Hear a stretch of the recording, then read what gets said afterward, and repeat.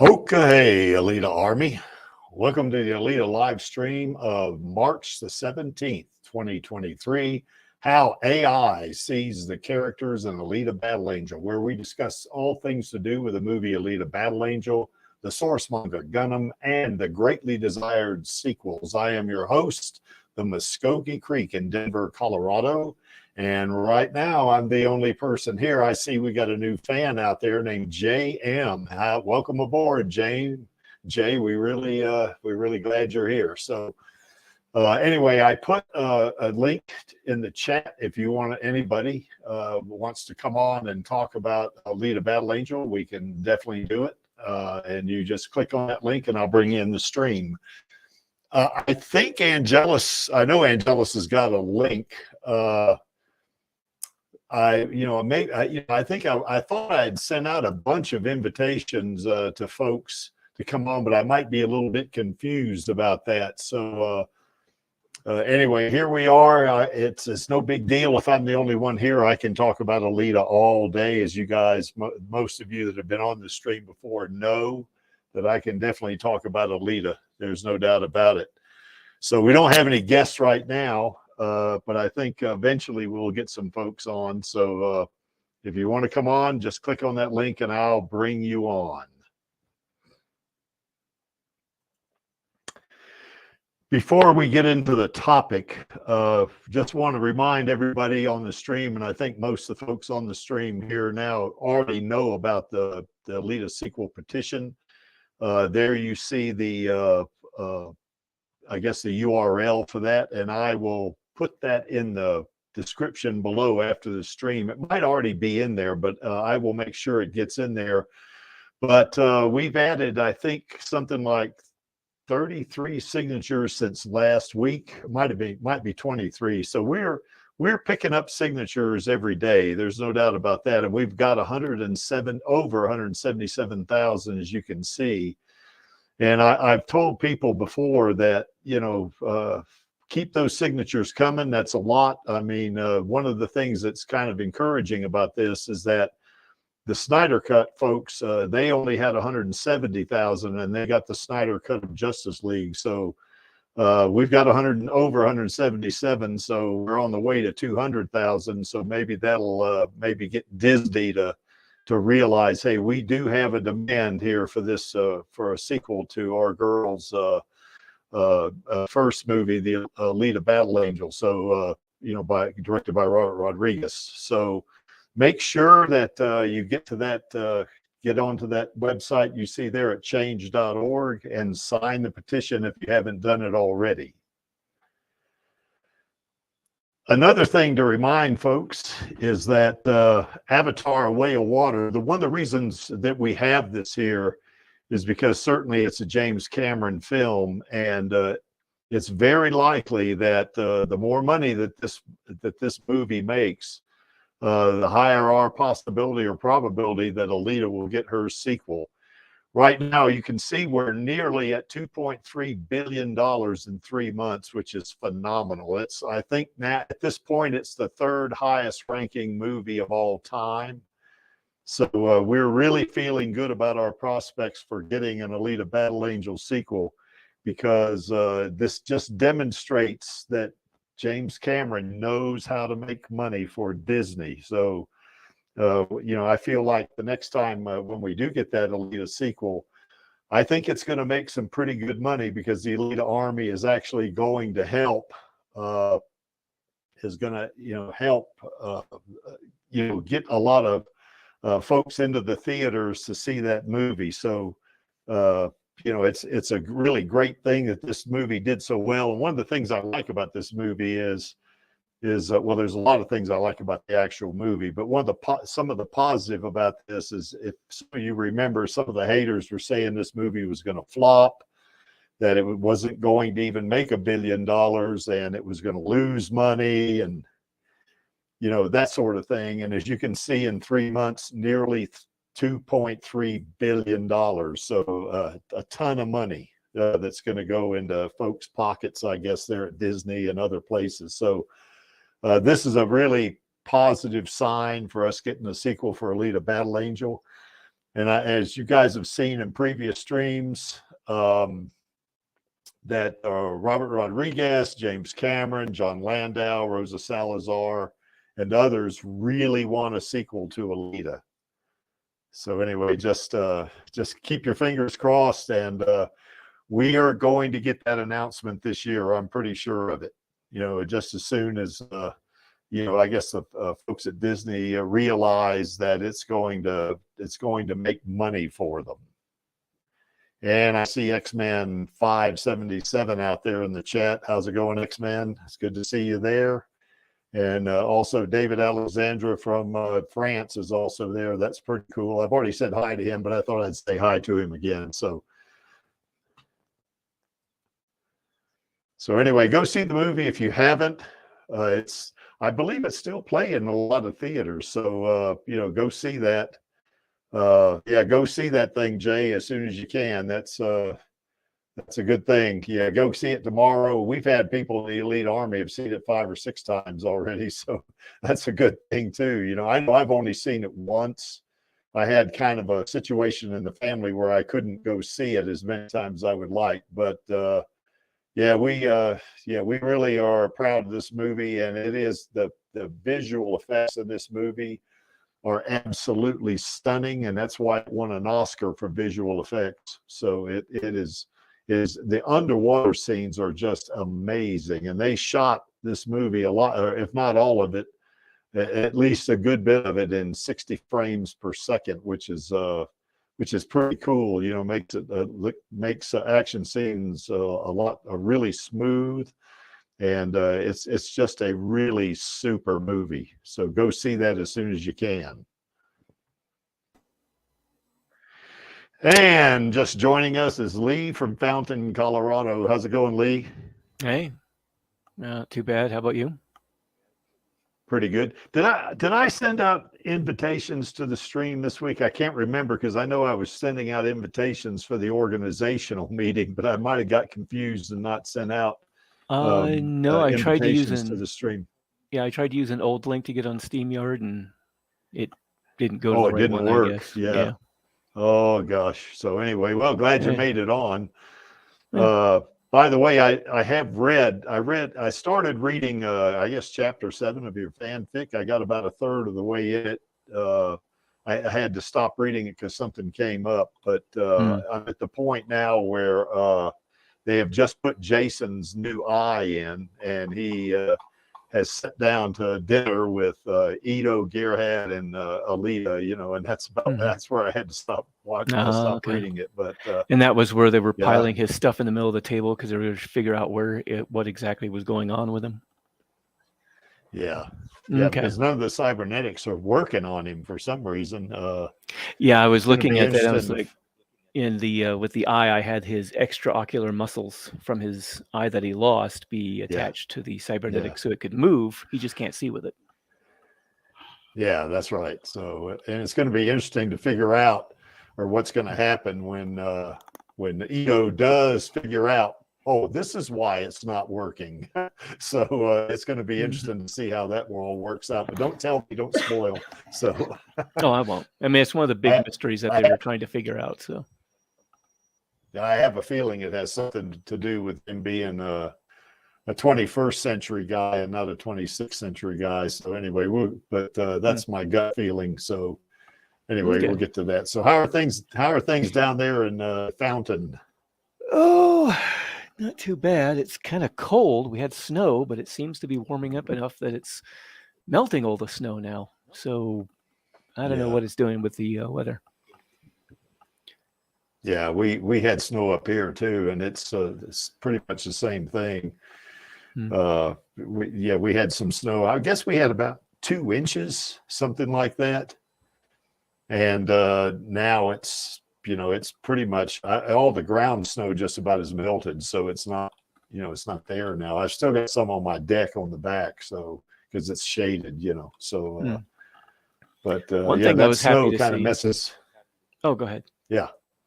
No, you go ahead. It's fine. I was going to say, I looked at one of the, there was a news article on the reservoirs in California, how they had raised up. Apparently the extra snow and everything had really helped solve some of their drought conditions there. So that was kind of good news because it means it hopefully will happen to other places too.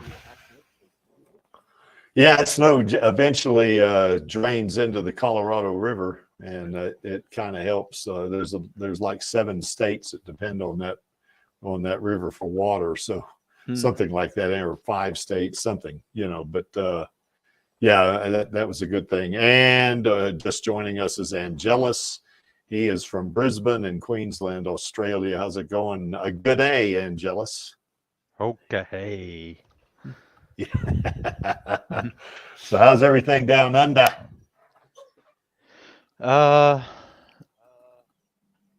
Just 1 hour earlier than usual. Oh, yeah, that's right, because we jump ahead when we and that pushes you guys back, doesn't it? So by the way, in my advertisement I put out there, is that those times right, Angelus? Because I think I had what is it, just a little after 9 o'clock your time there, or what time is it? About 10 after 9, or no, 8. Oh, God almighty. Okay, so anyway, I guess yeah, the creek always messes up on time. Although I did made sure I set the time right for Radio Chaos tomorrow. So it's going to be 3 o'clock Mountain Time, which is 5 o'clock Eastern. So, there we have it. So how are things there in Aussie land? Well, the weekend off, aircon's on. Yeah, living the high life. Yeah, that's right. Yeah, you got the weirdest schedule. It's 4 days on and 4 days off, I guess, right? Something like that. Yeah. Yeah. Okay, well, anyway, we're glad you made it there, Angelus.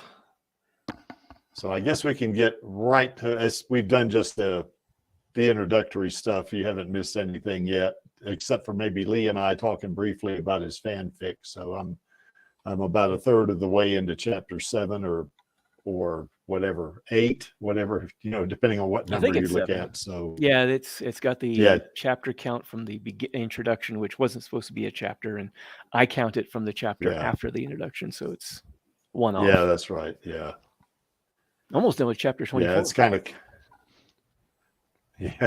yeah. I thought that was a funny question that Ito asked Jason in that thing. He said, "Do you think are you going to be okay sitting in the same room with Alita?" Because he's so afraid of her. Well, after that meltdown he had, I mean, when she grabbed his arm, he had that flashback, and he saw his own flesh squeezing between her fingers, like she had clamped down his arm hard enough to squeeze it down to the bone. So he knew that he was having some problems with having her around, because, well, partly maybe because of her being Alita, and partly because and how he saw her, and partly because she's a full conversion cyborg or total replacement cyborg. Yeah, and he does have some mental issues too, doesn't he? So and knowing that, Ito was taking all that into account, or trying to anyway. Yeah, can you be in the same room with Alita? I thought that was funny. I think everybody in the Alita army wouldn't have any trouble being in the same room with Alita. No. So, but I was trying to look at, from a viewpoint of someone with some mental illnesses who's just been really badly damaged in a world that he's not familiar with and has suffered badly. And Ito is kind of like, okay, are you going to be okay with we do this? Yeah. So anyway, it's a fun read. I'm enjoying it. That's for sure. And I'll probably pick it up again after the stream. Because I once I get into it, I hate to leave it, but I had to leave it this time because of something coming up. So understandable. I mean, but anyway, life happens. Yeah, it does. Here's an epiphany. All right, I guess. Yeah. What's the last multi-story building that you had to do business or like travel to or anything like that? The last multi-story building? You mean like a high rise, not just like a 2-story office building or anything like that, right? Yeah. Yeah. Let's see. I think. Let me And I think am about getting that. somewhere with this too. Yeah. Well, let's see. I was at the Marriott, I guess, here a couple of weeks ago at a conference for my client. So, and it's about 25 stories. I was on the 19th floor. So anyway, yeah, I guess that would be it. I guess, you know. And I was So teaching a class on when the you 6th arrived at the floor. Marriott to go up the lift to go to level 19, Yeah. did it go ground level, then 1, 2, 3, etc.? Yes. Yes, it There does. you It has go. L for lobby. Well, this one here was kind of it was different. This is I guess they had upgraded their elevator or lift system where you didn't really push buttons. You know, I mean, not in the elevator. What you did is they give you on your room card, you would go up to a console and you would select that you wanted to go up, and then you select on a touch screen what floor you wanted to go on, and then they had a kind of like a card reader, a badge reader that read your room card, and it would tell you which lift or elevator you wanted to get on. You know, and they had like 6 of them, and it would say you would put your, you know, you'd select like 19, and then you would put your card up against the reader, and it would say go to lift C, and you go stand in front of lift C, and then you get on. You don't have to push any buttons. You just get on the lift. It takes you up. You know, so Yeah. you know, So there you kind go. of new technology. Yeah. Introduction, chapter Okay. 1, chapter 2, chapter 3, chapter 4. That's well, Yeah, it's a there little you go. different with Lee's thing, because on Lee's thing, the first file is his introduction, and chapter 7 is actually file number 8. So it's kind of a hard thing to, when you go kind of back and forth, say, oh, which one were you reading? You know, well, you know, I guess file number 8, which happens to be chapter number 7. So Yeah. I guess that's the way that looks, you know. So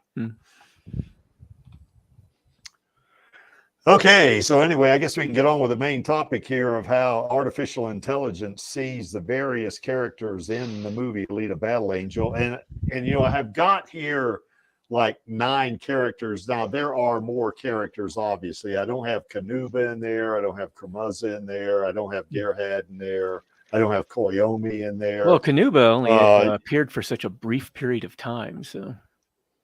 Yeah, and I don't have Tanji and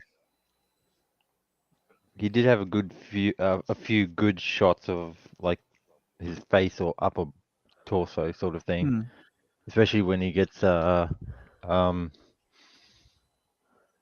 apart, so to speak. So well, no, there's some good shots of well, you could they had you know, I've got the movie on my machine here, you know, so on my, there was that scene where he spreads his fingers just before he hits Ajikati with his well, that one, plus, you know, there's that scene where he's looking at the 2 cycle riders that are about to, you know, get him with that chain, you know, and he was looking straight into the camera on that one. So that would have been perfect right there, you know. But there are so many characters in both the movie and the manga for Alita, but that, you know, you just can't get to all of them, you know. So I kind of picked out the ones that were probably the most instrumental, I guess you could say, or whatever. Now, Clive Lee didn't have that big of a part in it, but, you know, certainly Gerhard, I think, had more of a part in the movie than Clive Lee did. But, you know, more of an impact on the story, I think, and the characters in it. Yeah, I think so, you know, because Clive Lee only had that one scene, you know, and hey, that's what it was, you know. And we just had Chaos Nova from Mentor, Ohio join us. How's it going, Chaos? Yeah, he might be busy. He's muted. So well, at least you got the Uwu front and center there. That's acceptable. Oh yeah. Well, we're gonna see. We're gonna see Alita again. I'm gonna just do a very brief review on how AI. But anyway, here are the 9 characters I picked just to show it. It's really kind of interesting how AI views these characters. Some are pretty close, some are fairly close, I guess. Some are not so close, you know. it's kind of interesting how how AI, and as we said before, AI doesn't really see anything. You basically have to, give it a description. And then in the case of the website I used was you also have to upload a picture. And in each case, I uploaded these 9 pictures or these 9 photos, and then describe the individual there for AI to have some more data, to actually generate an image.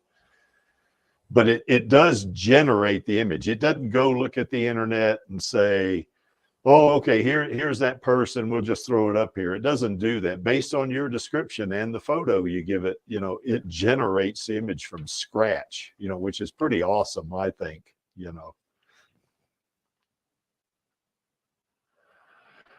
Okay, so here we go. We're looking to just kind of take a look at. Now we kind of went over AI last week. The stream last week was how AI viewed Alita, and I think we all figured out that these 3 photos here, or these few images, these 3 rather, were probably the closest of the images that AI actually produced. And if you remember, the one on the left was the one from her at a on Mars, as kind of a berserker or a military, kind of in training for that. The one in the center, now, if you remember from last week, those of you that saw the stream last week, the image in the center, I had that she was on a military transport to Earth, but I think Lee very correctly kind of said, well, she, and we all surmised that she looked younger in that center image than she does on the left. So we figured that probably that was an image of her in training doing some kind of, transport, troop drop and transport or something like that, so she was not actually going to Earth on that, because she does look a lot younger. She looks like she's anywhere from 10 to 12 years old in the center, whereas the one on the left, she looks like she's about 14. The image on the right is her as a tuned agent. Now, certainly none of these 3 in the movie, we did get some idea of how Alita looked in the battle, when she was on the moon first and on Earth, battling, going to the Battle of Zalem and on the moon and that kind of thing. She certainly looked older than she did there in the center. So that was a good catch right there, Lee. Seeing that, yeah, she's pretty much younger there. Well, it also made on sense the right. Because you're not going to just send a highly advanced weapon like a berserker into combat without a lot of training to make sure they've covered all their bases as far as what they'll encounter in a combat situation. So yeah, quite a bit of training seemed like it was in order. So train on transports and vehicles and all the other stuff that they'll be doing. Yeah, plus you got to remember too that she is a total replacement cyborg, and in today's dollars, I don't know how much that would cost if you could. Yeah, especially with the highly advanced technology that's involved with the system. Yeah, it would probably be millions upon millions of. I mean, she's got an antimatter reactor for a heart. That alone has got to be just astronomical. Yeah. And her body, I mean, it's probably who knows how many tens of millions of credits. We don't have an exchange rate of Zalem's or Iron City's credits. Well, in this case, it would be US dollars. It'd be Mars currency of whatever Martian currency. Yeah, Mars. Yeah, but I can't believe it would be nothing less than equivalent to, say, maybe $50 million, something like that. So, yeah. I would almost imagine on the order of like one of the latest 5th generation fighters we have today, sort of the equivalent of that for each body. Yeah, you would think so. The thing that would be a lot different, too, would be the fact that she's got that antimatter microreactor heart. Who knows how much that sucker would cost today? I mean, we're not even capable of making something like that today. So that's just exactly. So we have no clue. Yeah, it's just like, but my so far on the tech levels. Yeah, we just, it certainly would have to be many tens of millions of dollars, in today's money for her to. So they're going to want to make absolutely sure that she is thoroughly trained before she goes into combat. Well, that's the thing. You take it all together, want... the training, the equipment, in this case, just the body, not even counting the personnel equipment, the armor, any weapons that they carry, that kind of stuff. I mean, just the body and the training of the person inhabiting the body could be on the order of even upwards of, billions. Yeah, it could per be. berserker. Yeah. It kind of makes me think too that since she is so expensive, that in terms of all the costs associated with her body, her heart, her training, all that kind of good stuff, that it would be so expensive. To me, it would be hard to fathom that every single soldier in the military would be a total replacement cyborg. It seems to me they would have some human. They probably are. They could very well have like assault troops that are total replacement. They wouldn't necessarily be berserkers, though. Berserkers, I think, were basically special forces, a very specialized unit sent on specific types of missions to do things. Because you would definitely want to augment troops to give your forces the best chance of winning against an opponent. But you'd want to balance it out with, how expensive is it and how resource intensive is it to equip them in that fashion? Because if you run your economy into the ground, giving all your troops the best stuff, well, then your nation collapses and you ain't doing yourself a lot of good. Yeah, that's right. And even those cyborgs that were total replacement cyborgs that weren't berserkers, that maybe they just had regular cyborg bodies, kind of like the cyborgs on Earth had, Yeah, that's kind of what I was thinking. More like, more like along the lines of what they had with the Motorball. Basically, regular full conversion cyborgs or total. Sorry, the full conversion is a term I learned from the Cyberpunk tabletop game. So it's a habit I haven't gotten rid of yet. But total replacement bodies that are designed with modular limbs and all that. So if they go into a combat situation, they get something damaged, they fall back to a safe position and have a technician change out the parts that need replacing and send them right back into combat again. Whereas with the berserkers, they can go on extended missions because they have self-repair capability beyond anything else the regular troops would have. So they could go out and maybe do commando raids behind enemy lines for months at a time and not have to worry about repairs. Yeah. Well, Alita was in the Commer group, the Mauser school, so that was in the manga too. In the manga, it might actually be a somewhat different setup because they seem to be more mercenaries that were hired by anybody willing to pay them. Whereas in the movie, she was part of a regular military force. Yeah, I think so. But see, my point is, though, that even though just the regular TRs, cyborgs, just those guys right there, even they would be expensive. I mean, just think about putting a human brain or human head or something like that on a body like that with the full capability of being able to read the neuro pathways and all that stuff. Oh, yeah. That's not going to be as expensive as a berserker, but it's going to be damn expensive. I was thinking you're probably looking at the difference between one of the modern F-16s, which still get used in the battlefield, and something like a 5th generation F-22 Raptor, which is, an order of magnitude more advanced. Well, they still use those F4s too. They use them now for, for electronic warfare, wild weasels. Yeah. But those were those have mainly been relegated to Japan's self-defense force these days. I don't think they really use them that much, even in our military. I think they've replaced them with electronic warfare systems with like the AWACS and stuff like that. I think a lot of the electronic warfare is handled by the larger support craft. Well, I do know in the first Gulf War they were using those wild weasels, against Iraq, to jam their radar systems, that kind of stuff. And but those would be like almost, or say, look at a very old F-86 Sabre, back from the 1950s.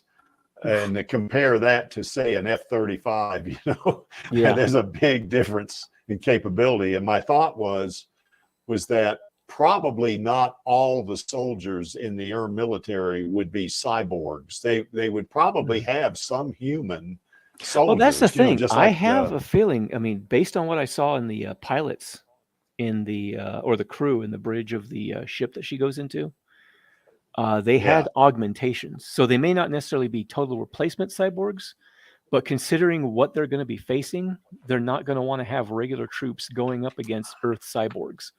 Because Earth more than likely would have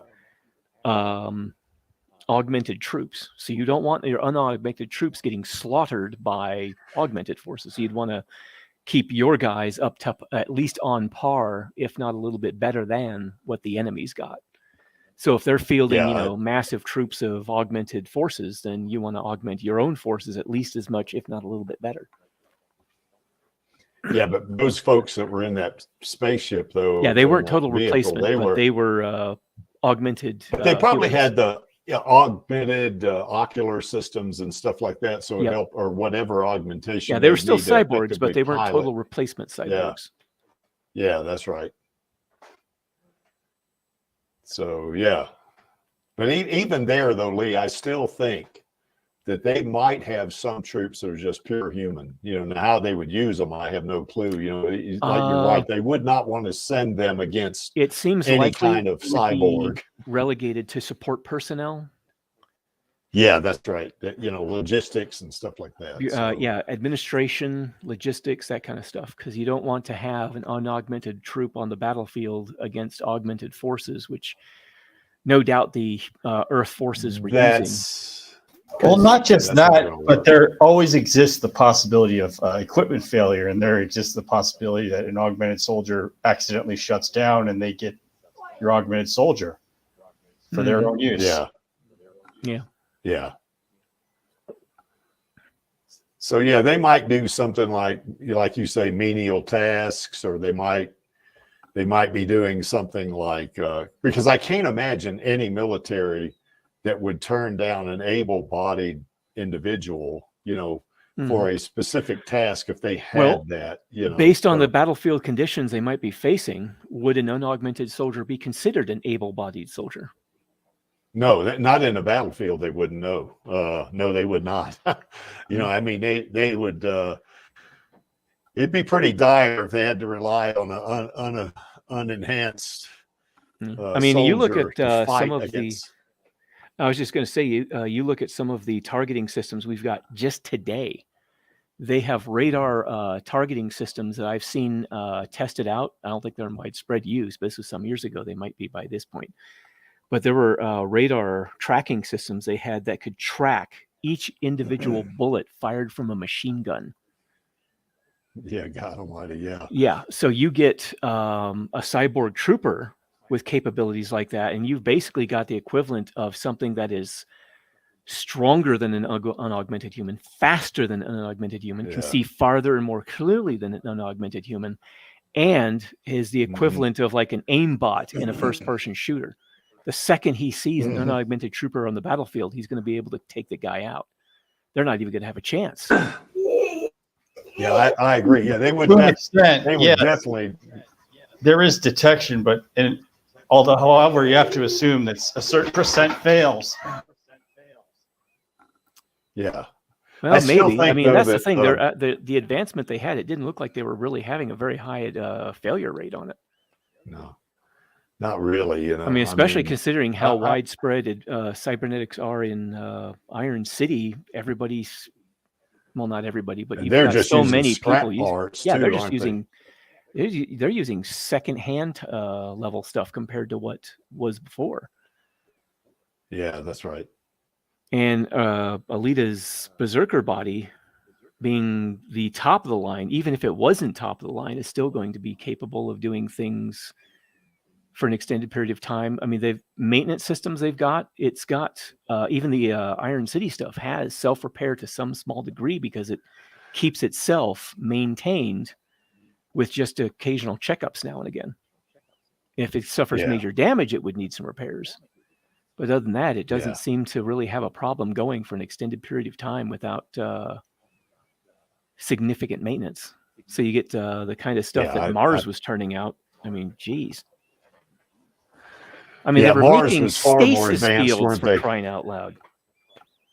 Yes. Yeah, that's when you get that kind of technology, I agree with you that just a regular human, you could take the best human soldier today and put them in the battlefield in that realm there. They're not going to last long. That's the thing too. Even if there was a percentage, say a 10% failure rate, that's why you have them in squads. So you get 10 of them, one of them suffers a failure rate. The other 9 squad members can cover the guy and maybe fall back if necessary to get him to a repair area. Yeah, I could see a regular human soldier doing something like assisting with maintenance or doing logistics. And that's the other thing too. Ship's crewmen, you would have to be augmented at least to some degree because pilots or navigators.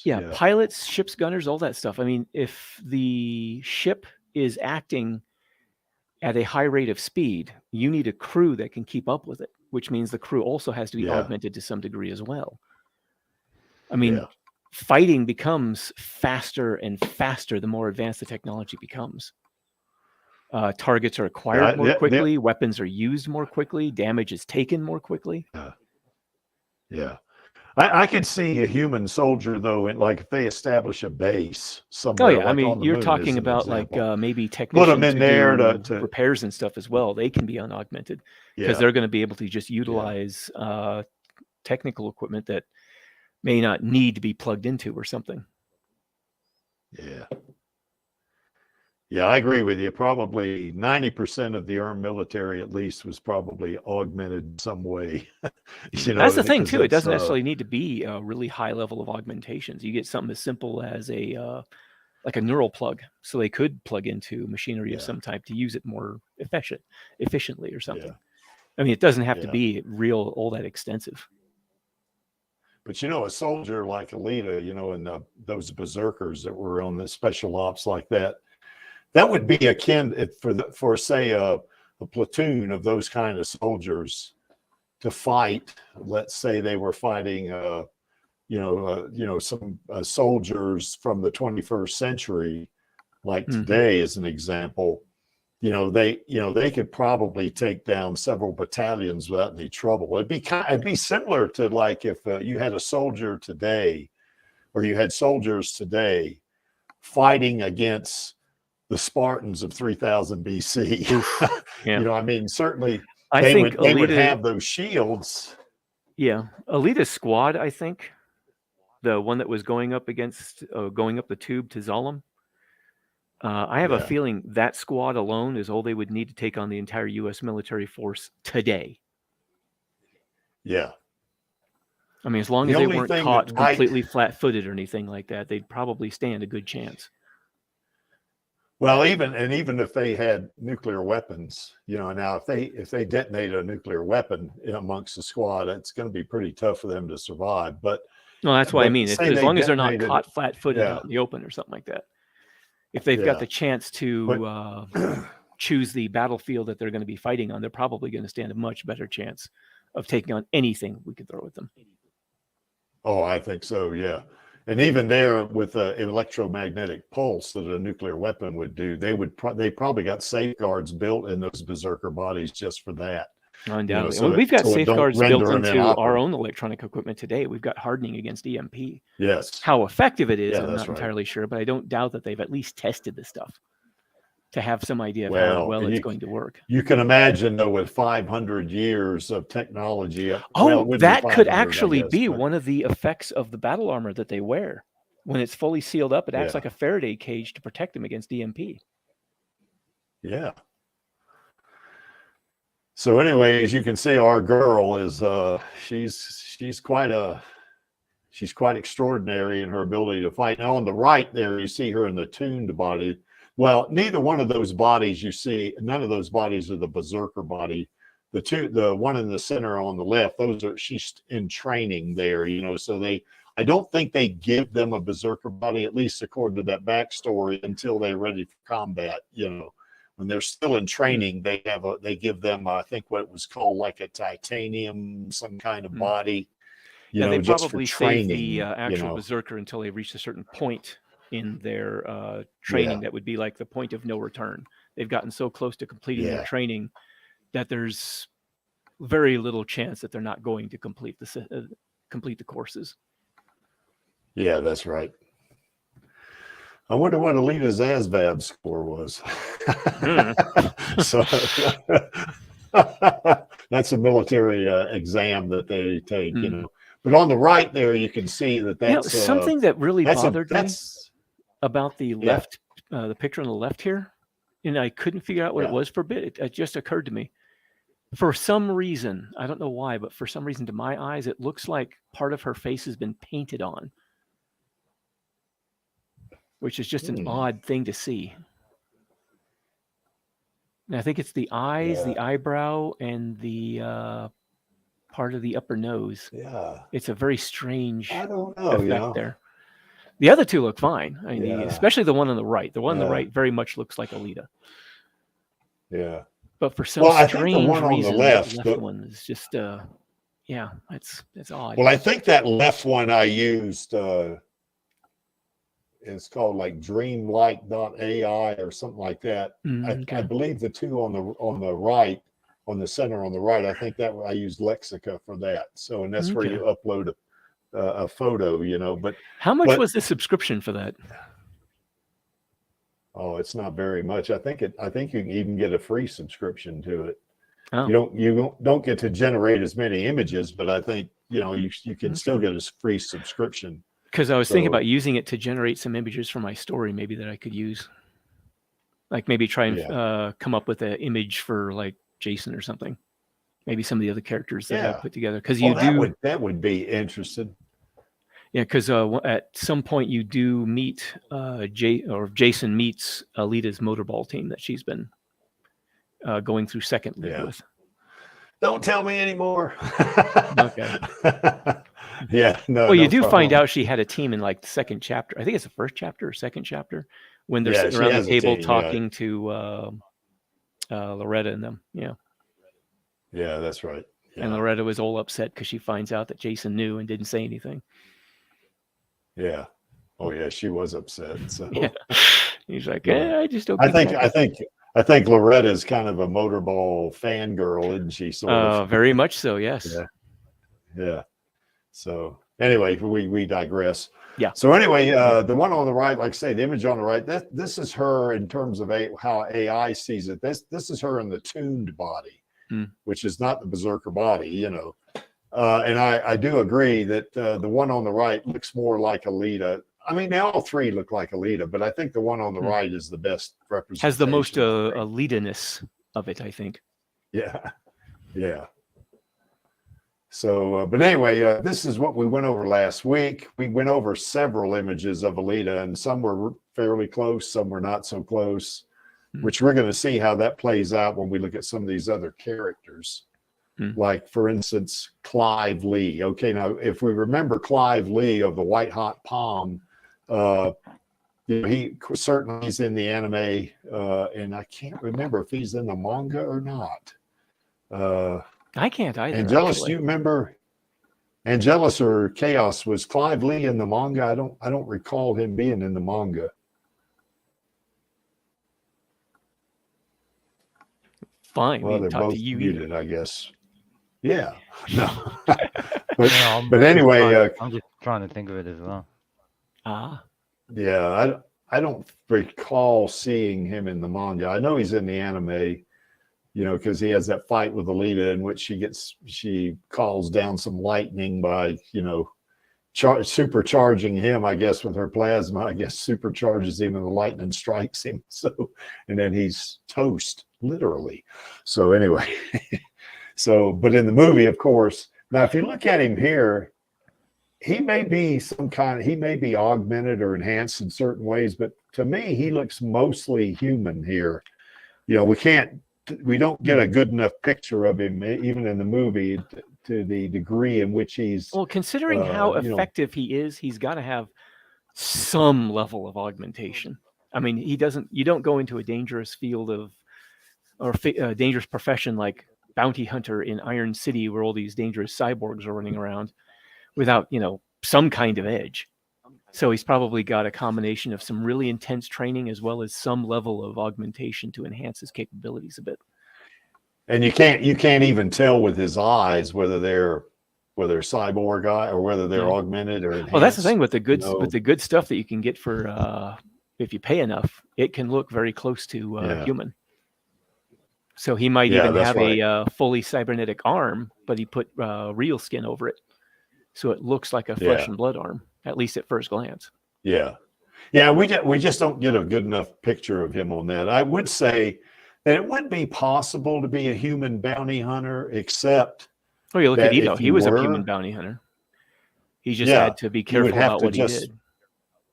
That's right, or go after really low, those marks that had not so much money on their heads. Yeah, they weren't considered quite as dangerous. You know. Yeah, you'd have to balance out how difficult a target is compared to how effective you are. So, like with, I know they didn't really show it, but at least with the movie version, I decided to have to consider Ito an ambush hunter, especially when he was hiding behind that corner when Alita was following him. And he was waiting for Nissi to ambush. Yeah, I mean, you don't want to give your opponent the ability to react if you are probably not going to be able to face him in an even fight, because you never want to fight fair. Right. No, you don't want to fight fair ever. Especially when you're. I mean, maybe if you're in a competition somewhere, like if it's a competition or tournament, that's one thing. But yeah, when you're out in the street and you're like hunting down a dangerous killer, you want to stack the deck in your favor as much as you can. Yeah, I had a friend one time tell me he didn't fight fair, and I went, really? You think I'm going to fight fair? So anyway, this is Clive Lee. This is the actual shot out of the movie, and of course, this is kind of how AI sees him. You know, now what I did here is I uploaded that image right there. Cyrax. That's what the one on the right got me thinking of. From Mortal Kombat. Oh, for some really? Reason. Yeah, Cyrax, because the yellow and black color scheme. He does. Yeah, he does kind of look like him, doesn't he? Now that you mention it. Yeah. Except he doesn't have like a robotic. I think Cyrax was completely robotic, but just the armor and the color scheme on it. The first thing I thought was Cyrax in Mortal Kombat. The middle one almost looks like a knight. Yeah. But you can see they look like, now we can't tell with Clive Lee. He may be a total replacement cyborg. We don't know, because he would have spent a lot of money on his entire body if he was total replacement, and he looks like that. Yeah. That's a really expensive makeover. Yeah. But you see the two AI generated images, there's no doubt that they're cyborgs, But that's the thing. The one in the middle, you really can't tell. Actually, with both of them, they actually look like they could just be wearing battle armor. Could be. I mean, except for the one in the middle does have that thing in the forehead, so that could be an implant of some sort. So that was the problem I had actually with the what was it, the Lexi something or other? Lexica. Lexica, yeah. Every time I tried to come up with like a cyborg-looking warrior or something like that, very often, most of them, except for a few, most of them looked just like guys wearing armor. So I kept trying to, change the parameters a bit to get something that looked more, mechanical. But a lot of the times they just looked like they were wearing armor, which it was some really interesting-looking armor in some cases, but it didn't necessarily look, strictly cyborg-like. Well, in my case, I think it's mostly that, I could learn how to describe the character better or something, Well, I think it could also be the AI is missing some of the assets it might need to be able to really portray an actual cybernetically enhanced human. So it tends to fall back on, the armor-looking images. Could be, you know, although I did put cyborg body and as part of my description, you know, so like I said, the AI itself might be lacking the assets to meet what you're describing. mm. And I wonder if Midjourney. Now I wonder what Midjourney would do. Midjourney, I hear, is pretty good, so I have to check that out sometime because I use Lexica for these. I think so. I think Midjourney, I've heard, is extremely good. You know, it's a good AI generator. So I guess the only thing you could say, well, there's one other thing about this is you see Clive Lee has got a mustache and a goatee. He's got the AI generated images don't. You know, they're clean shaven. And I guess to me, that the AI generated images to me look younger than I was noticing that, Lee. You know, so somewhat more youthful appearance. You know, Well, so I just ran out of coffee, so I'm going to go grab a cup real quick here. I'll be AFK real quick. All right. Okay. So there's Clive Lee, a bounty hunter or hunter warrior from the movie. Now the next one is Gruishka. And Gruishka, I don't know, to me, I mean, he is definitely a cyborg, I guess, if you read the manga and that kind of stuff. But in the movie, when Alita split him in half, there wasn't any red blood. It was all blue blood. So I'm wondering if he was actually an android and not a cyborg. Now, I think in the manga, he's or at least in the novelization, he was a motorball contender for final champion, you know, and he just went off the rails, I guess. So, but he's at the very least, he could be an android or he could be a cyborg, and he's got, you know, I guess he's got that, whatever that is on the top of his head. Now, when I put this through the AI generator, I got something that looked like this. And to me, I think it's kind of what Lee was saying a while ago, is that the AI itself doesn't have either the ability to recognize or discern in a description the difference between a cyborg and a human.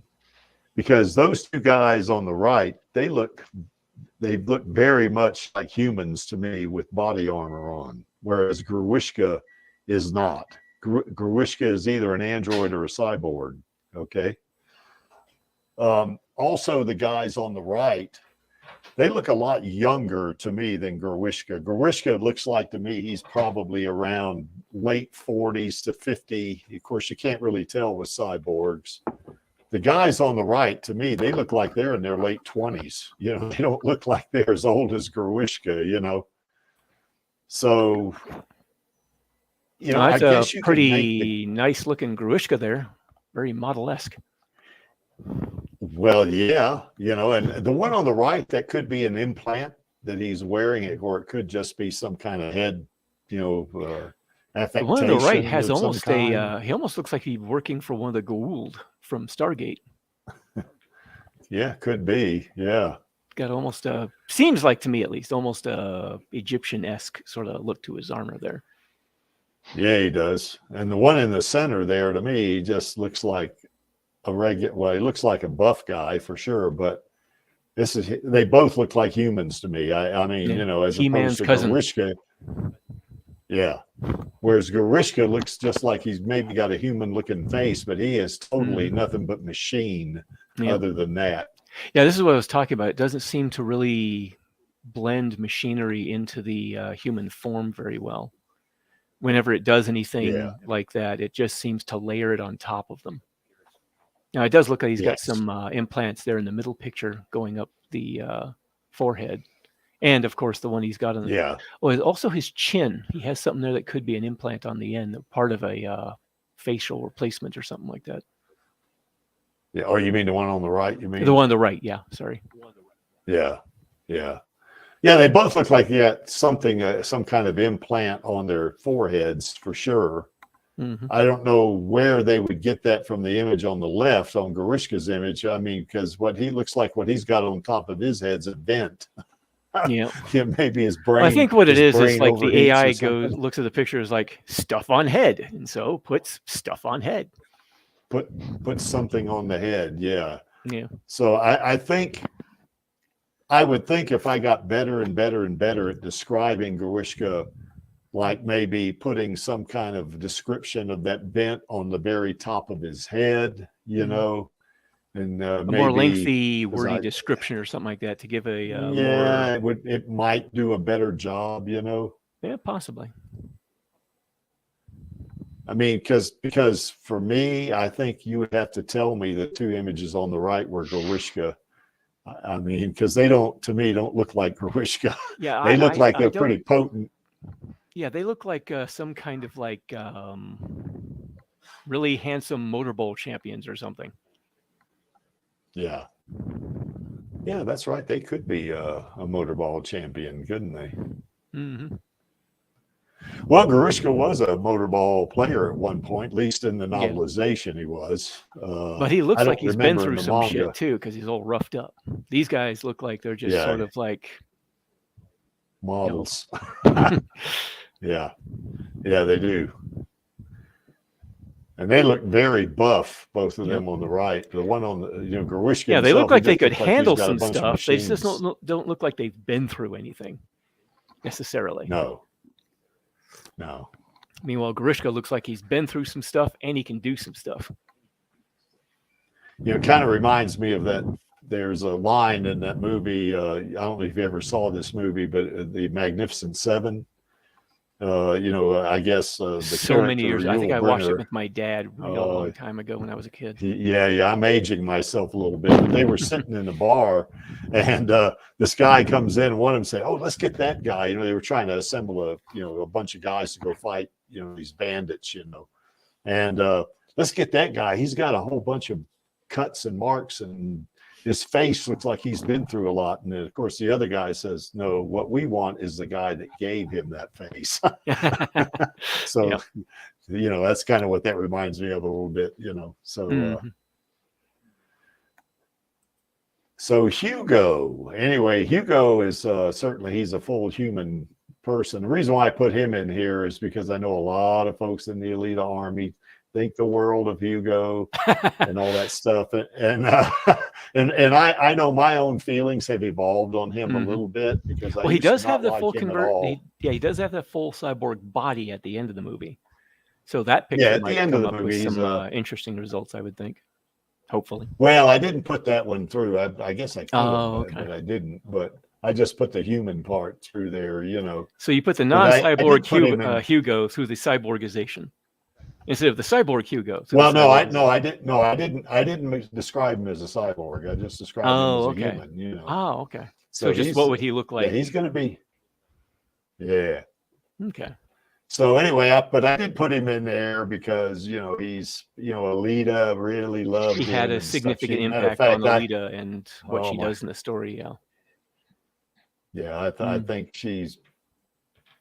I think it was one of those cases where she saw the first pretty face and went for it. That's what I think. But anyway, be that as it may, that's Hugo. And here's how AI generated that. Now, to me, the only thing in common. Oh, I was just going to say that the one on the right, that almost looks like a military jacket there. Yeah, almost. Yeah. The only thing they have in common to me is the one in the center does look like he's got some of his hair is kind of swirled down like Hugo's in a way, but they've got leather jackets on, and that's it to me. I mean, they don't look like the same person to me. It's like Hugo and his bros or something. Yeah. Yeah, you could make a case that this would be on a couple of the guys on Hugo's team. Maybe that guy Biff. The guy Biff though had long dreadlocks, didn't he? He didn't have regular hair like that. But and this is probably another case to where as I get better and better and better at describing characters, that perhaps you could, come out with something that looks a little bit more like Hugo. But I thought on this one, I was pretty exhaustive, and I generated a whole bunch of images. And these were the best ones for this. And these were the best too. So, I guess maybe I got a long way to go in my descriptions, but the guy on the right, he definitely looks like a Biff.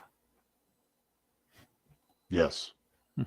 Yeah, he looks like he looks like a fraternity boy, doesn't he? Almost. Yeah, he looks like he comes from a high-priced college. Yeah, that's right. The one on the center, maybe you can make the case that he's, something like that.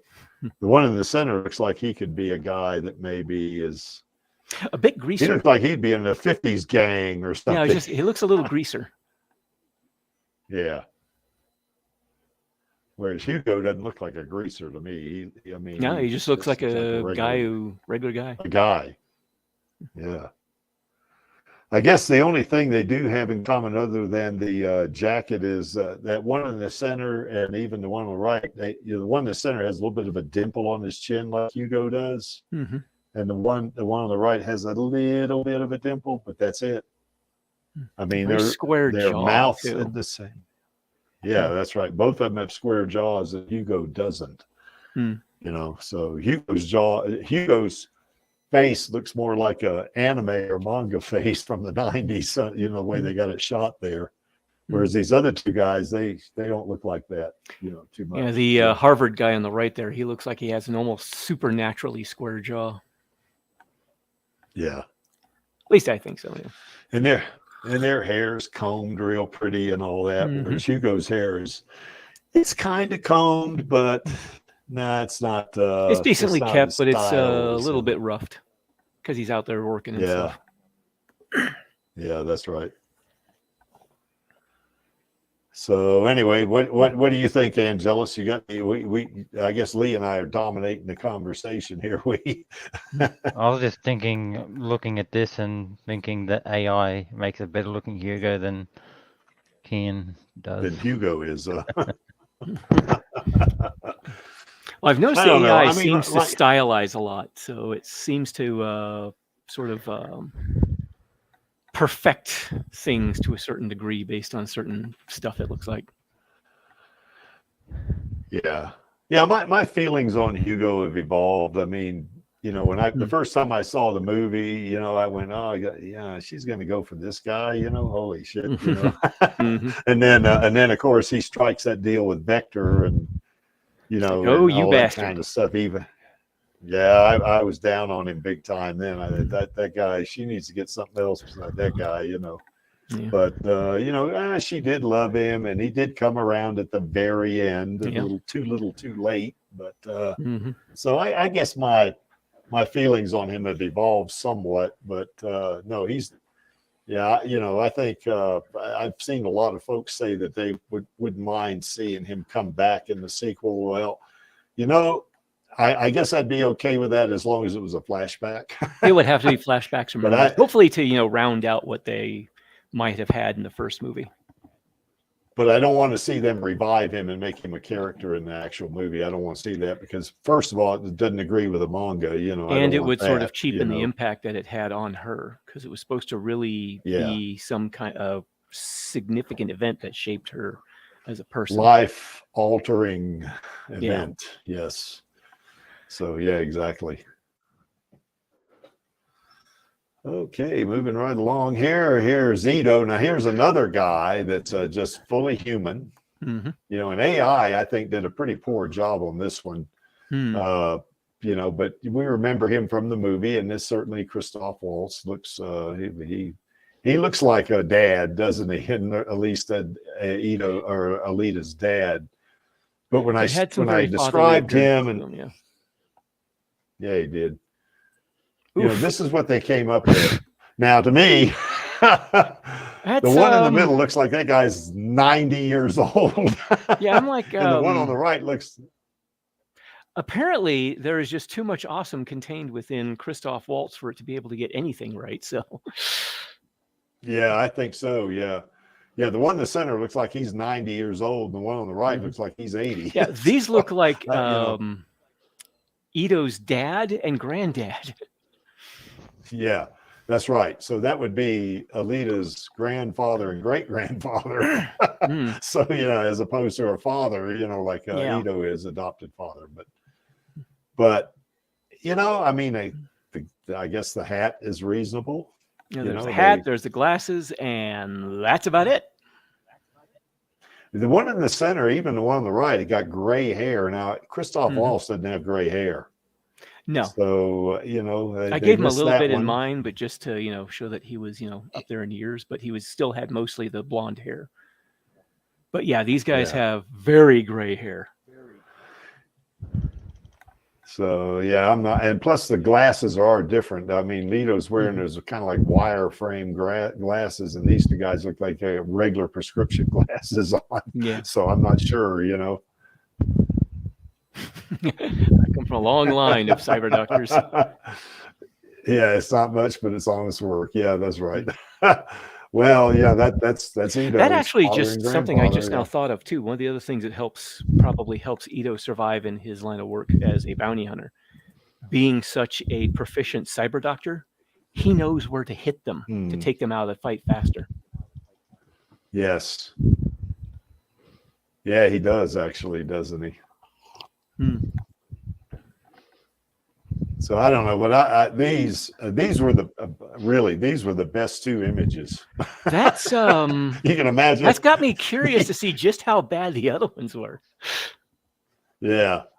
So well, they were pretty similar, I guess, but you know, I picked out what I thought were the best two. You know, you can see kind of how, if you look around their jaws down there just below their lips, how they got that, you know, kind of a little indentation there, and the kind of sort of the jowl sort of thing. The jowl type thing, or just off the chin. Christoph Waltz doesn't have that. No, you know, why would it put that there? Is Waltz in his 50s or 60s? I think he's 70 now. Oh, he's 70? Yeah, so he still looks a lot better than these two. So, I mean, these two, they look their age, whatever advanced age that must be. He doesn't look all that advanced in age. He looks pretty good. No. Yeah. These two look, they look like, they've been in Iron City for years. Yes. Well, if those two on the right had lifted weights and did cardio like the Creek, they wouldn't look like that. So,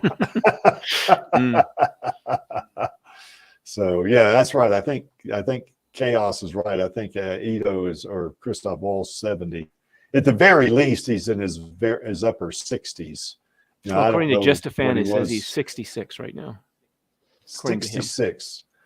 Okay, because what was he in the movie? Yeah, I think he was in the movie, he was 62 or 63. So that would be right. That'd be 66, I guess. Yeah.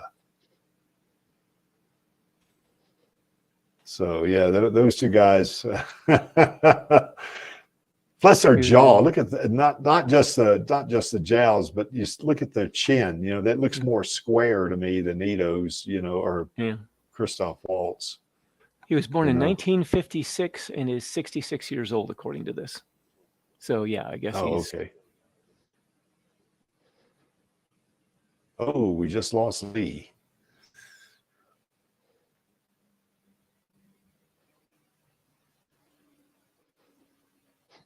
So anyway, give Lee a couple of seconds to come back, I guess.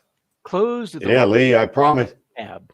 Yeah, I promise I didn't kick you out of the studio. I know. I had my mouse hovering over the tab to close it after I was done looking at it, and then I closed it, and I was like, "Why didn't it close?" Now it looks like, "Oh, freaking."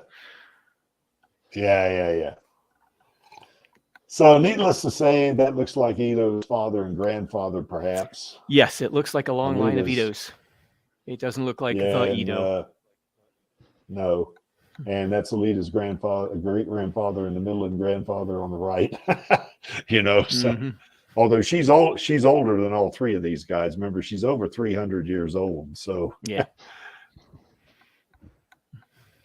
Boy, she's well kept for 300 years old, isn't she? Well, apparently, stasis field / hibernation field will do that for you when you've got a highly advanced cybernetic core with nanotechnology restoration capability.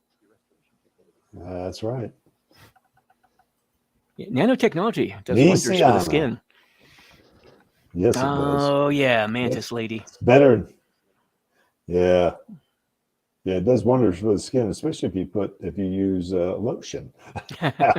So anyway, here's Nisiana, you know, and here's what interesting. this is what, yeah, you know, I mean, they got more of an African American vibe, those two on the right, whereas Nisiana is Latina, you know, so, and I specifically stated Latina, you know.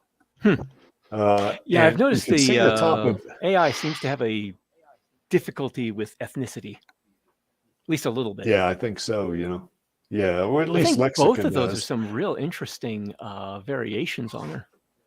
Oh, absolutely, because that on top of her head on the right, and they the do left, look cybernetic.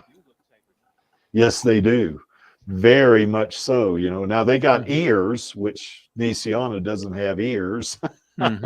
She could though if she wanted but to. they do. Yeah. Yeah, probably. But well, that's the thing. You look at Japan, he still the, has ears.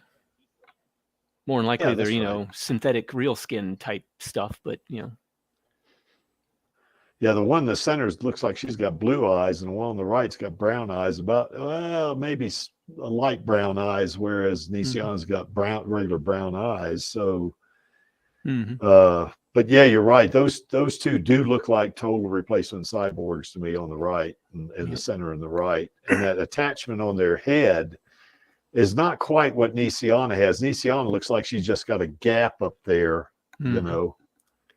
And, yeah, the one in the middle, that she looks like she definitely has some kind of, you know, cybernetic aspect to her skull. And the one on the right, that could be either a decorative implant or something along those lines. Yeah. Yeah, I think so. But they all three of those shots score. Certainly Nisiana is a total replacement cyborg. And the other two, they look like total replacement cyborgs as well. So, you know, I guess I got that right. Nisiana's face is a little more round than the two on the right. So, I'm noticing that the AI seems to go for square jaws. Yes. Yeah, if I was, I guess as I get better and better at playing with this, maybe I put rounded jaw or something like that. Or heart-shaped face, something like that. Yeah, heart-shaped something face, like that. oval-shaped face, something like that. You know, have the shape of the face not necessarily be quite so stalwart. Yeah. But they don't look like Nisiana to me. They do look like cyborgs. There's no doubt about it. They have very strong cybernetic vibe to them, I think. But yeah, they don't seem to bear much resemblance to Nisiana herself. They're female. They're cyborgs. Yeah. That's about where where it ends. Yeah. Yeah, I think so. Oh, this guy. Romo. Now this guy's going to turn out really weird.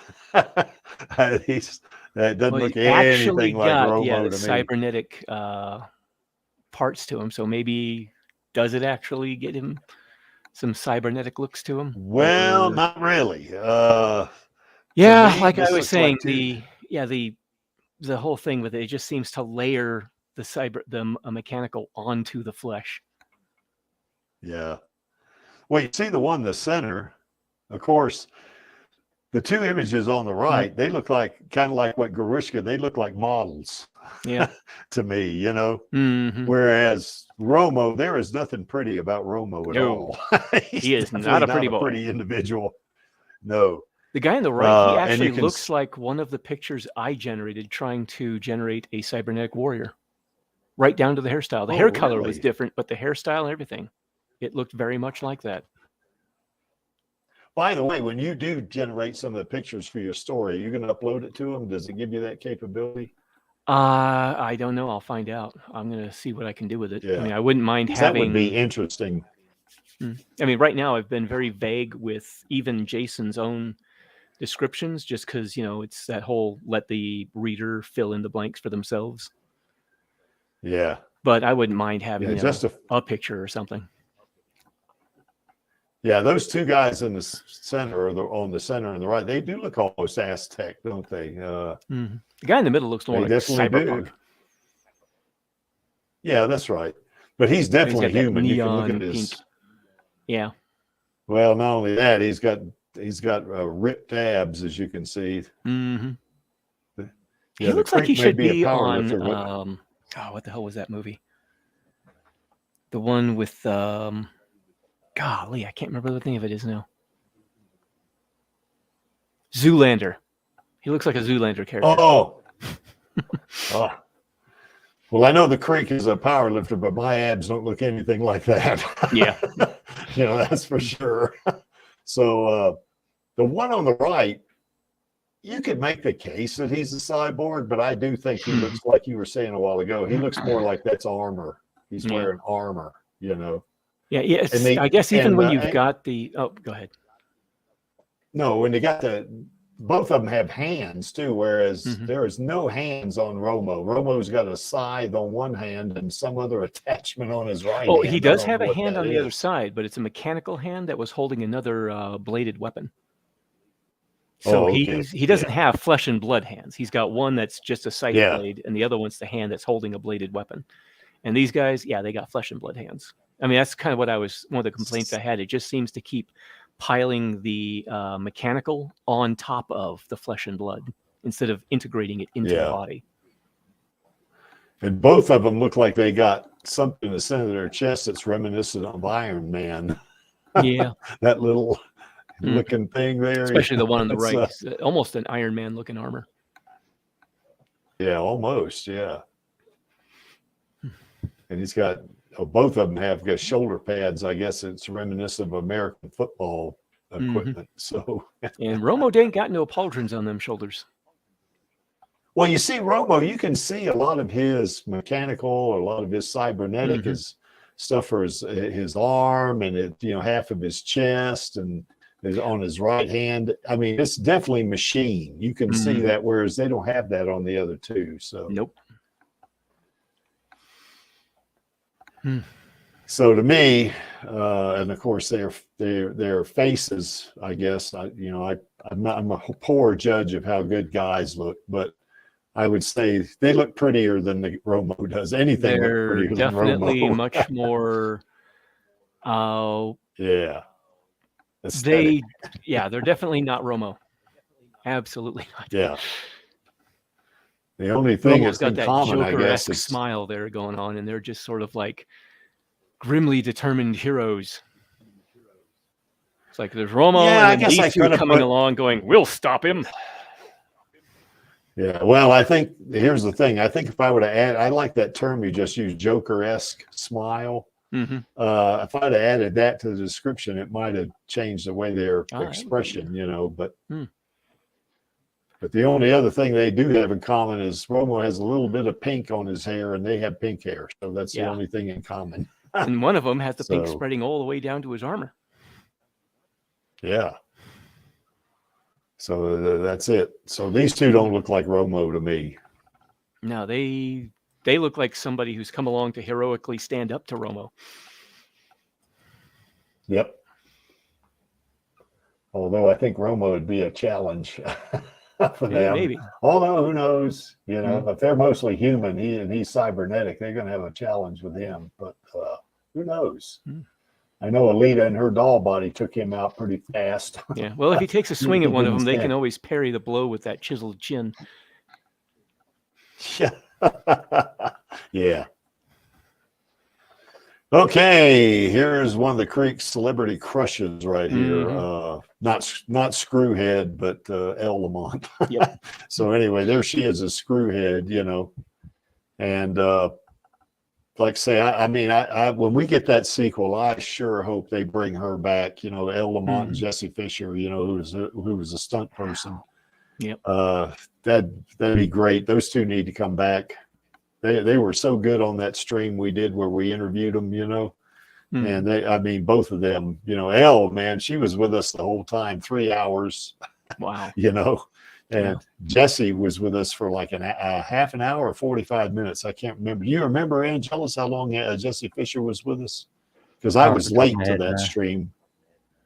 Yeah.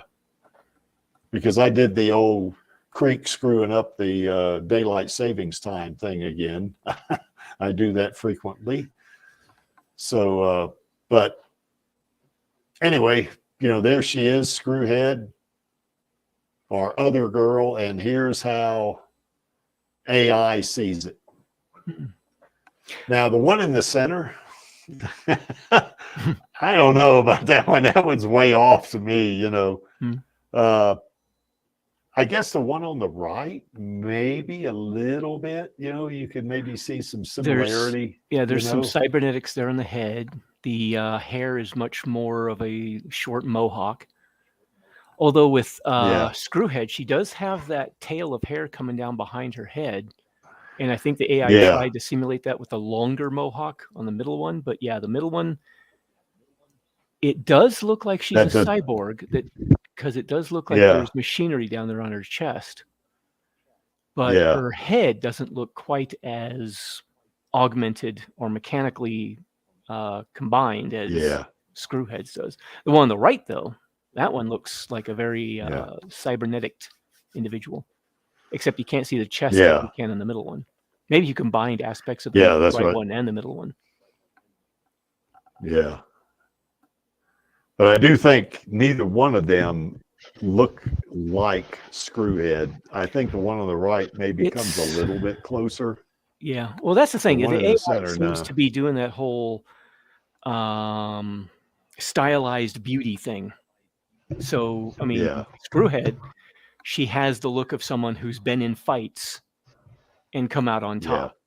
The other two, they look like they come off a runway. Yeah, they look like pretty girls. Well, which isn't necessarily a bad thing, but they don't look like bounty hunters. Yeah, well, just so I don't offend Elle if she ever watches the stream, Screwhead looks pretty, Elle. Just think about that. No, but no, she definitely, though, Screwhead in the movie, she looks like she has been through a lot, Yeah, and I mean, she looks like somebody who's done some fighting and then been through some stuff that she's come out on top of. Well, she is Iron City's most lethal bounty hunter, hunter warrior. So she's. And she looks the part. And she looks badass too. That's for sure. Whereas the even more so in that motorball body with 4 arms. Oh my God. Yeah. God, she looked badass in that thing. God damn. Boy, that thing was that thing was she looked real badass in that body, that motorball body. But these two right here, the one on the center and the right, they look like cyborgs, but they don't look, to me, they don't look as badass as Screwhead. Yeah, they don't look like warrior cyborgs. They just look like cyborgs that are, made up and just sort of there, I guess. I'm not sure what the cyberpunk. More cyberpunk than Iron City, More Night City than Iron City. And where it got the coloration for the hair, particularly because you can't tell a whole lot on the right, but the one in the center has got kind of a purplish blue looking hair. Purplish with fading up into blue a little bit there, That's something else I've noticed. The AI it'll just, it's just, sometimes the AI just seems to add elements just out of nowhere sometimes. It's like, I don't know where it's coming from. Because the Creek didn't get to do a very good job on describing Screwhead's hair color, maybe. That's the thing. The color itself, there are elements of the hair color from the middle one in the lighting on the left one. In the upper right-hand corner, there's that light that has some coloring to it. It might have taken that coloring and then applied it to something it didn't really belong to. Yeah. But I think maybe because I know it several times I put descriptions, in the prompt that the AI just ignored. I had it do that to me too. Yeah. Like, no mustache, and it still would have a mustache. I mean, what, or you down the negative prompt, you put no mustache or something like that, and it still gives them a mustache. That would be for a guy, but I think the Screwhead on the left there looks much, much more badass than those two on the right. Those two on the right, they just look like cyberpunk girls to me. They don't look like badass bounty hunters. Well, that's the thing. If it were in Iron City, I could see them I could see her looking that way, or not Iron City, Night City. Yeah. Because in that place, everybody's always doing the high fashion, trying to look their best, trying to outdo each other, always trying to do a lot of that style over substance type thing. Whereas in Iron City, it's all about form over function, or function over form, for the most part. Well, I can see the center and the right one being in Iron City, but not as a hunter not warrior. as a They would be just a regular. Yeah, the repairs they're to face or something like that gets damaged in a fight would run a lot of money. It doesn't seem to be as expensive in Night City, from what I've seen from the cyberpunk universe. Keeping yourself looking good isn't always that expensive as far as some aspects. Yeah. Yeah, the one in the center and the one on the right, their skin looks pristine, doesn't it? Yep. Whereas Screwhead on the left there, there's some imperfections, some knocked down. Yeah, there's been knocked down drag outs going on there because she is badass. So not to mention the really good skin that that has high sensitivity and stuff and really mimics real skin, like what Alita's got and stuff like that, and what Zapan had. From what I understand, those are really, really expensive to get, and you can't get a lot of it because of the expense. Yeah. Well, I know in the novelization, Zapan, he spent a lot of time on getting his cheekbones elevated. You know, I know in that case a couple of times, you know. So. I thought he spent all his money on his face. Well, yes, he cheekbones did. are the face. That's right. Yeah, Alita said that. What can I learn from a loudmouth pretty boy that spends all of his money on his face? Which kind of says a lot about hunter warriors, because he obviously spends a lot of money on his face, whereas some of the others not so much. Yeah, they're like, I'm not too worried about looking pretty. I just need to be functional, and he's kind of like, I want to be functional and pretty. Yeah, I do like that. Kind of on the one on the right, what's on her head there, that looks like some kind of cyborg set of implants or something over that looks pretty cool, Yeah. In terms of like I was saying, they function. take the head on the right, put it on the body in the middle. And I think the combination of the implant on the head as well as the cyborg looking body that the middle one has would probably create a better combination, I think. Well, you could make the case that it would look like a cyborg that would be a little more like Screwhead, although I still think it wouldn't look like Screwhead. No, still wouldn't look quite the same. Nah. Okay. Vector. Now, this is one that I'm not sure how close this one came. Maybe you could make the case, because he does kind of have a square jaw here a little bit, doesn't he? Mahershala Ali.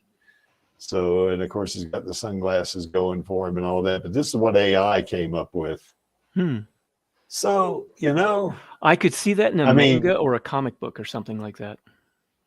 Yes. Especially the middle one there. For sure. Yeah.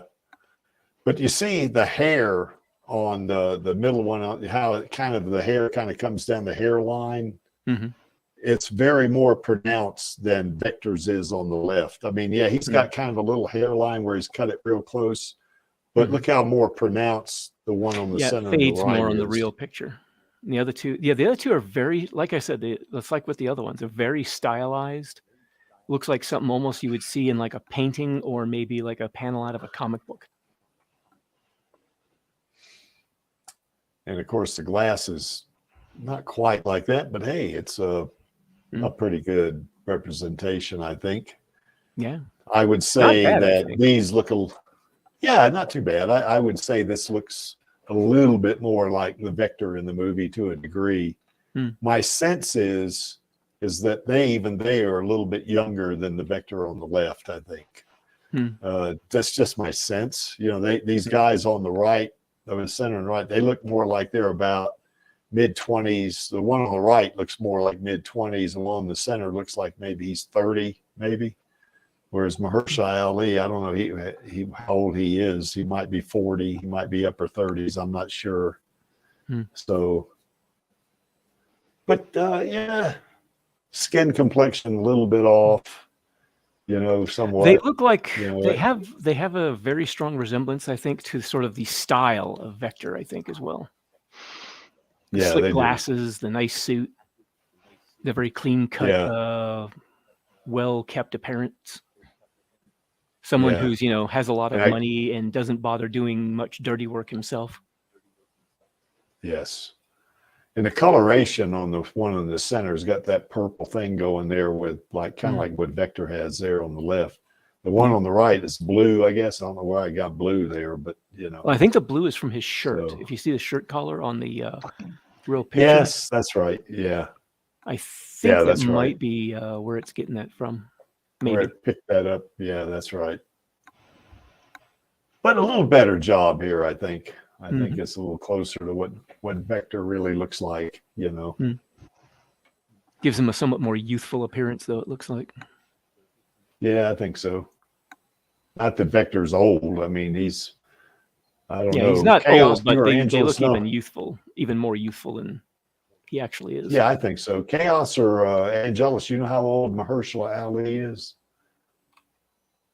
Not off the top of my head, no. I'd have to go look at IMDb. I'd have to Google it. Yeah. I'm looking it up now. So anyway, a little 49 bit better, years old. He's almost 50. Oh, holy crap! Is he in good shape for 50? He was born in 1974. So yeah, he's just on the edge of 50. Well, he's still a kid compared to me. So he does not look nearly 50. I thought he was like 40. That's what I thought he was. Holy moly. God, I know he was in that movie Predators. He was buff in that movie. And by the way, he's going to be Blade in the new Blade movie. Oh, he is going to be. I'd heard rumors that there was going around about that. I hadn't heard anything concrete about that, though. Yeah. But I know in that movie Predators, man, he was buff. He was big, I mean, but now he was a lot younger. Predators came out, I think, in 2010 or something like that. So he was probably in his late 30s there, but he was muscular in that movie, And I bet he can get jacked for Blade too, So I don't doubt it, Okay, here's this guy. Oh, it should be interesting, especially if you did a image of the back with that Mayan calendar on it. Was it Mayan? No, I didn't do that. I think it was Mayan. I think. So anyway, of course, this is a promotional thing here. This is almost artwork, I guess. But here's what AI came up with. And Superman. To me, it doesn't look like him. It doesn't look like him to me. The only thing, I guess, it looks like they're holding swords, but that's about it. Kal-El's younger brother. Like the sword. Yeah, it could be, But no mohawk, even though I specifically put mohawk in the description. And it still didn't give him a mohawk, so I don't get it, So anyway, I do not know what is going on with that sword on the right. That is a weird angle for that blade. Well, even the one in the center, it looks like it's offset. Yeah, it's offset. Somehow. Maybe it's like, what the hell are you doing? Yeah, it looks like it's got on both of them. You got that little whatever that is in the center of Zapan's chest. It looks like it's got a couple of affectations there on the center of both of their chests on the center and right, I guess. But here's that square jaw thing again. Although Zapan does have a pretty square jaw in that, doesn't he? So I guess he didn't miss that too much.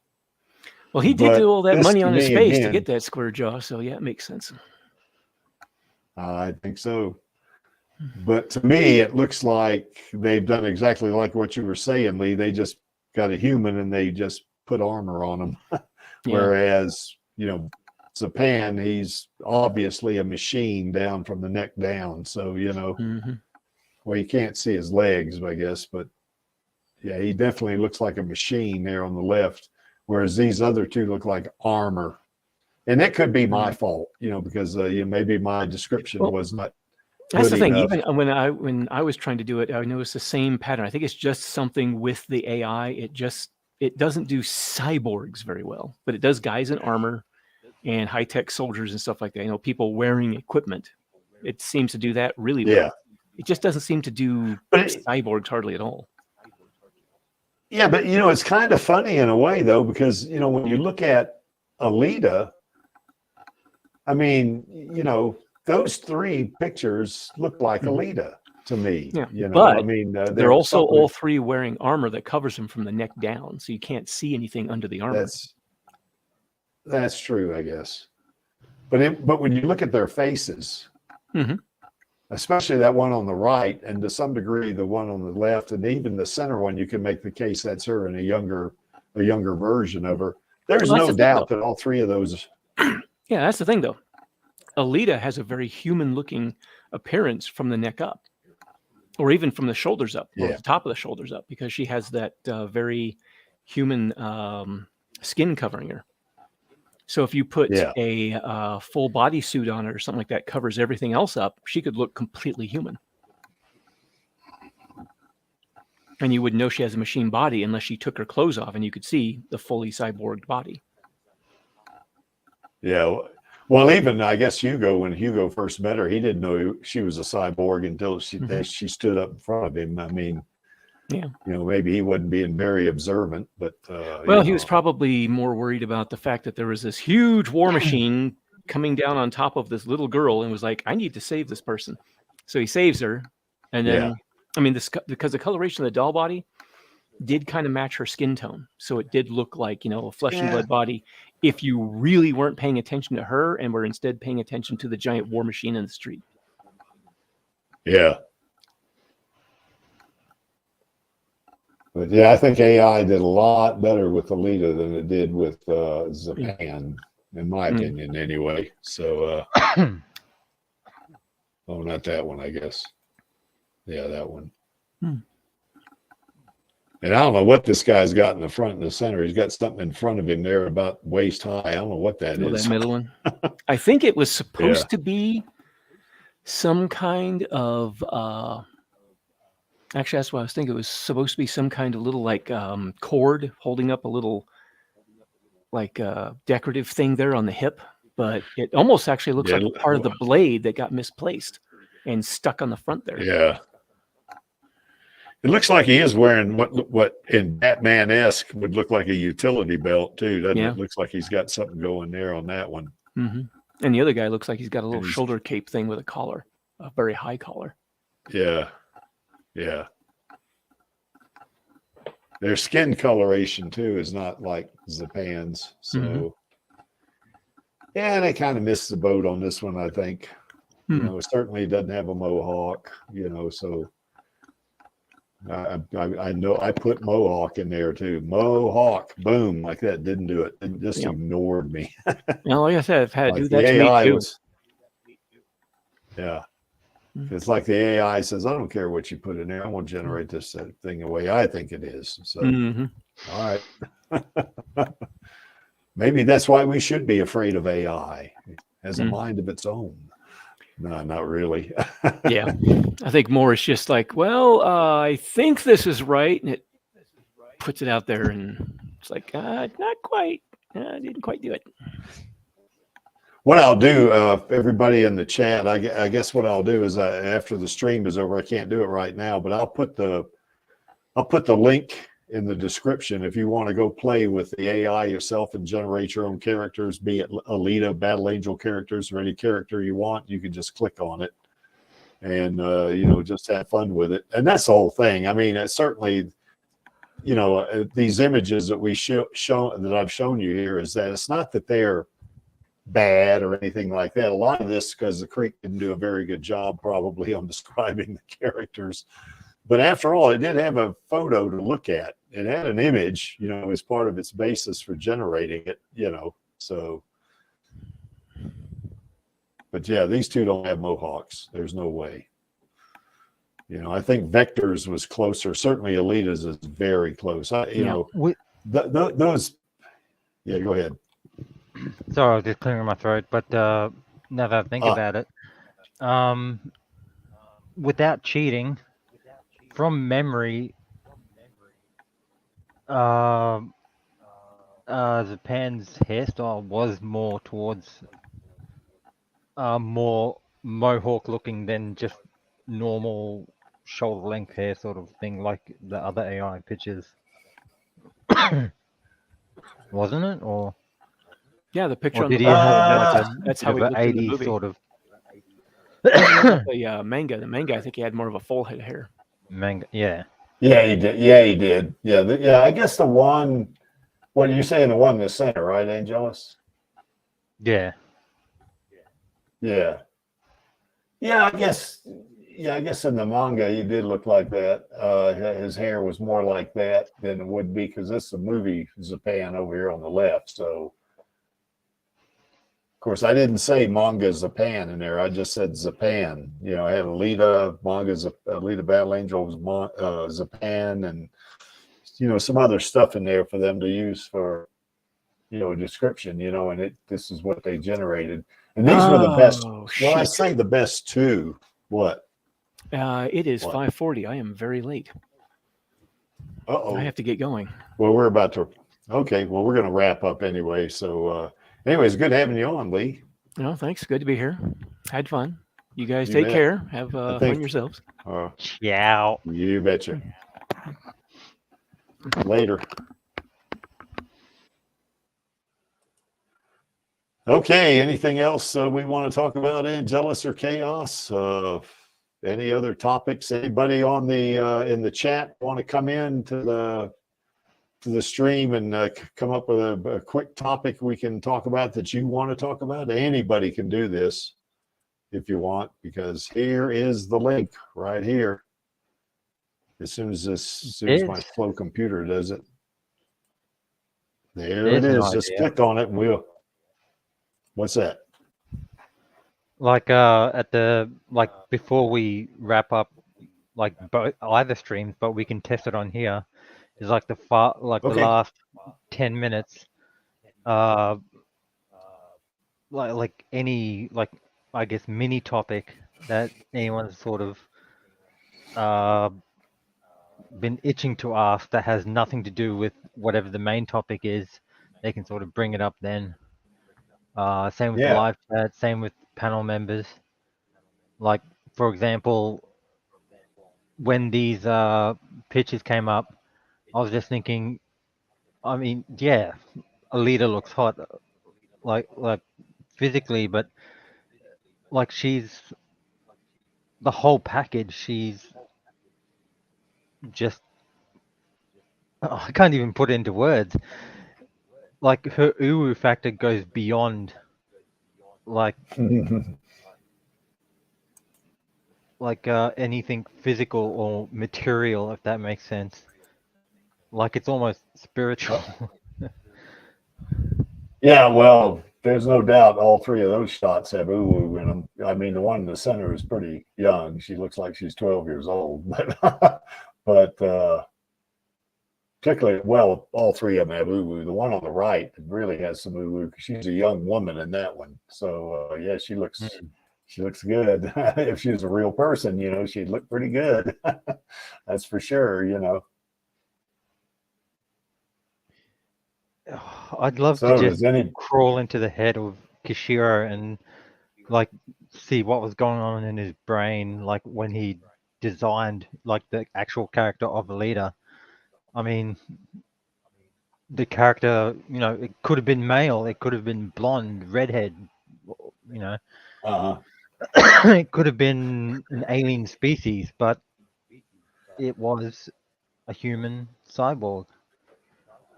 Short, KranberriJam sized. And in the background, hear, fuck you, Angelus. No. Yeah. Well, you get your fuck you, and that'd be yours for the day. So you'd have it good, Well, I'd also love another commission, but we'll see how that goes. You can't rush perfection, I guess. And between KranberriJam's art and the Alita sequel, just before I prefer the Alita sequel to come before you outlive us all. Well, Yeah, hopefully I you live long enough to all in see all. the sequel. So, yeah. Yeah. But yeah, there's the Alita in the manga is 4 feet 11. I mean, she's a little girl. I mean, not girl. She ain't no little girl. She's a warrior. For sure, being a cyborg. But she's she's short in stature, as they would say.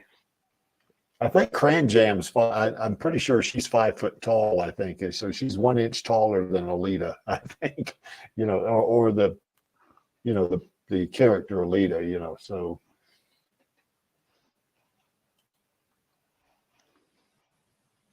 Yeah, it'd be interesting to pick Kishiro's brain to see how he came up, because you can look at all 3 of those pictures, and compare them, to this picture right here, and you can see that they're really the same character. Yeah, these are certainly generated pictures of a movie character, I would guess, whereas this other picture, I guess, or what we had just up there. God, where is it? What did I do with it? This one. You can see they're the same character. I mean, granted, these are cartoon-looking things, from the manga, I guess, or the one in the center is more of an artwork I think somebody did. But yeah, it'd be interesting to ask him what his thought process was to come up with someone that looked like this. That'd be kind of an interesting little stream there to figure that out. Oh wow! And here's another quick topic as well. Let me click that. Share my screen. Click that and click that. So, topic: celebrities who are 4 feet 11 inches, 150 centimeters tall. Judy Garland. Yeah. So basically, the OG Dorothy of Wizard of Oz. So that's right. Let's search that. The Wizard of Oz, Judy Garland. I wonder if it'll actually have like all the characters, preferably side by side. Yeah. So oh, hang on, no, go back. So, that's how short Alita would be, comparing Judy Garland to all the other characters. Well, these other characters don't look that big. I don't think any of them are 6 feet tall. Maybe the average height wasn't all that tall back then. Yeah. Estelle Getty, who was in the Golden Girls. Now I brought that up beforehand as well. So she's basically really short compared to the others. So, she'd be close to 6 foot, maybe 5'6" to 5'8" for like, is it Betty Davis? No, not Betty Davis. Oh gosh, now you would.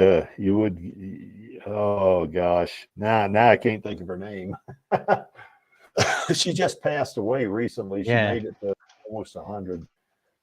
Yeah. No, it's not her. Yeah. No, it's not Betty Davis. Now if you'd asked me that about 10 minutes ago, I would have been able to tell you, but now I can't think of it. Yeah. So, but excuse me. But continuing on, Bindi Irwin. Yeah, granted, like the bulk of these, I don't personally know, but Bonnie Parker, go back up. Go back up, scroll up. That Bonnie Parker right there, you see her? Yeah. You know who Bonnie and Clyde? You've heard of them, right? Yeah. Yeah, she's 4 feet 11. Wow. But maybe you or someone in live chat would know Dorothy Parker. I didn't know her personally. And for working MTV's The 70s House, Chelsea Lately Talk Show. Wow.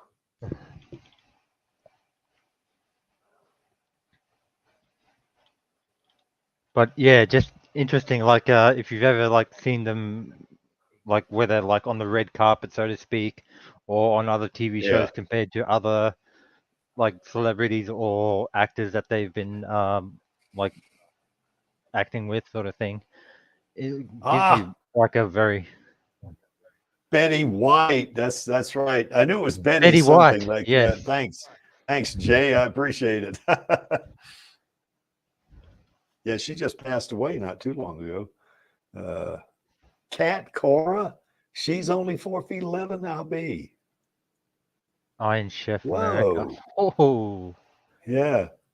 So yeah, so there are the Alita-sized people. Too bad I can't put in KranberriJam and see how tall she is. We'll probably never know. She'll take it to her grave.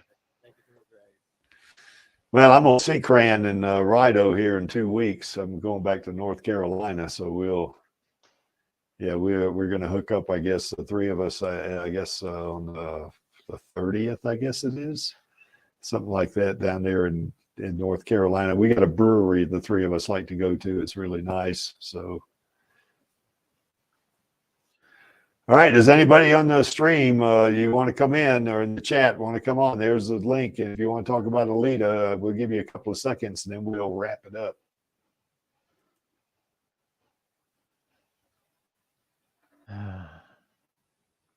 Just staring at that ooh. Oh yeah. Well, this one right here, this is what this one gets me. The one that I was showing this one, that's, there's some serious ooh going on the right there. I think, even the one on the left she looks pretty young, I guess, but the one in the center looks really young. So it'd be a little too creepy to go too far into that one, but I mean, this one on the right, I mean, she looks like she's mad. She's not happy, but still looks good. So. Yeah.